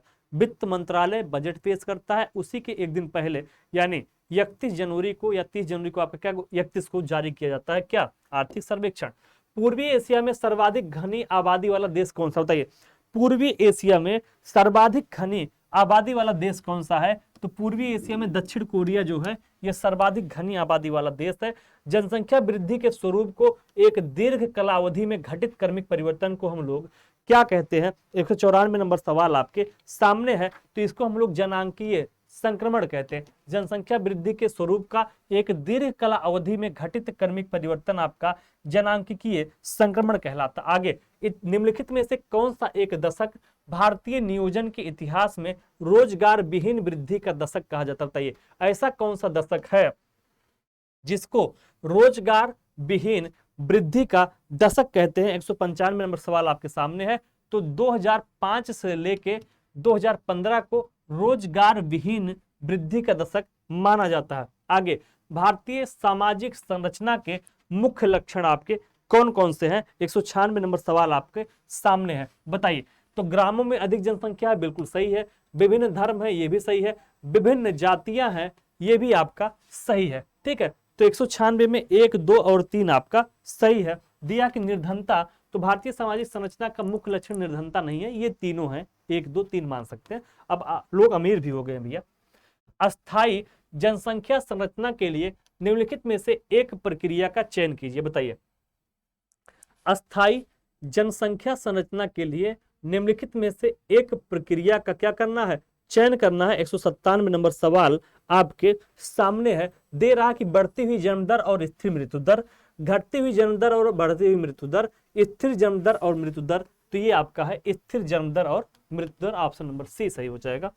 आगे बढ़िए, निम्नलिखित महाद्वीपों में से किसका सन 2011 में जनसंख्या का घनत्व सबसे कम था? बताइए, 2011 में जनसंख्या का घनत्व इनमें से सबसे कम किसका था? तो दक्षिण अमेरिका का सबसे कम था। आगे, जनसंख्या दिवस के उपलक्ष्य में उत्तर प्रदेश में स्वास्थ्य विभाग द्वारा 11 से 24 जुलाई के मध्य चलाए गए जनसंख्या संबंधित अभियान को क्या नाम दिया गया था? तो ये उस समय का करंट अफेयर का सवाल है, इसको पढ़ने का कोई मतलब है नहीं, लेकिन उत्तर तो जान ही लीजिए। इसको कहा गया था जनसंख्या स्थिरता पखवाड़ा। ठीक, आगे, निम्न में से किस राज्य ने मृत्यु गणना की शुरुआत की? बताइए, इनमें से ऐसा कौन सा राज्य है जिसने आपकी मृत्यु गणना की शुरुआत की है?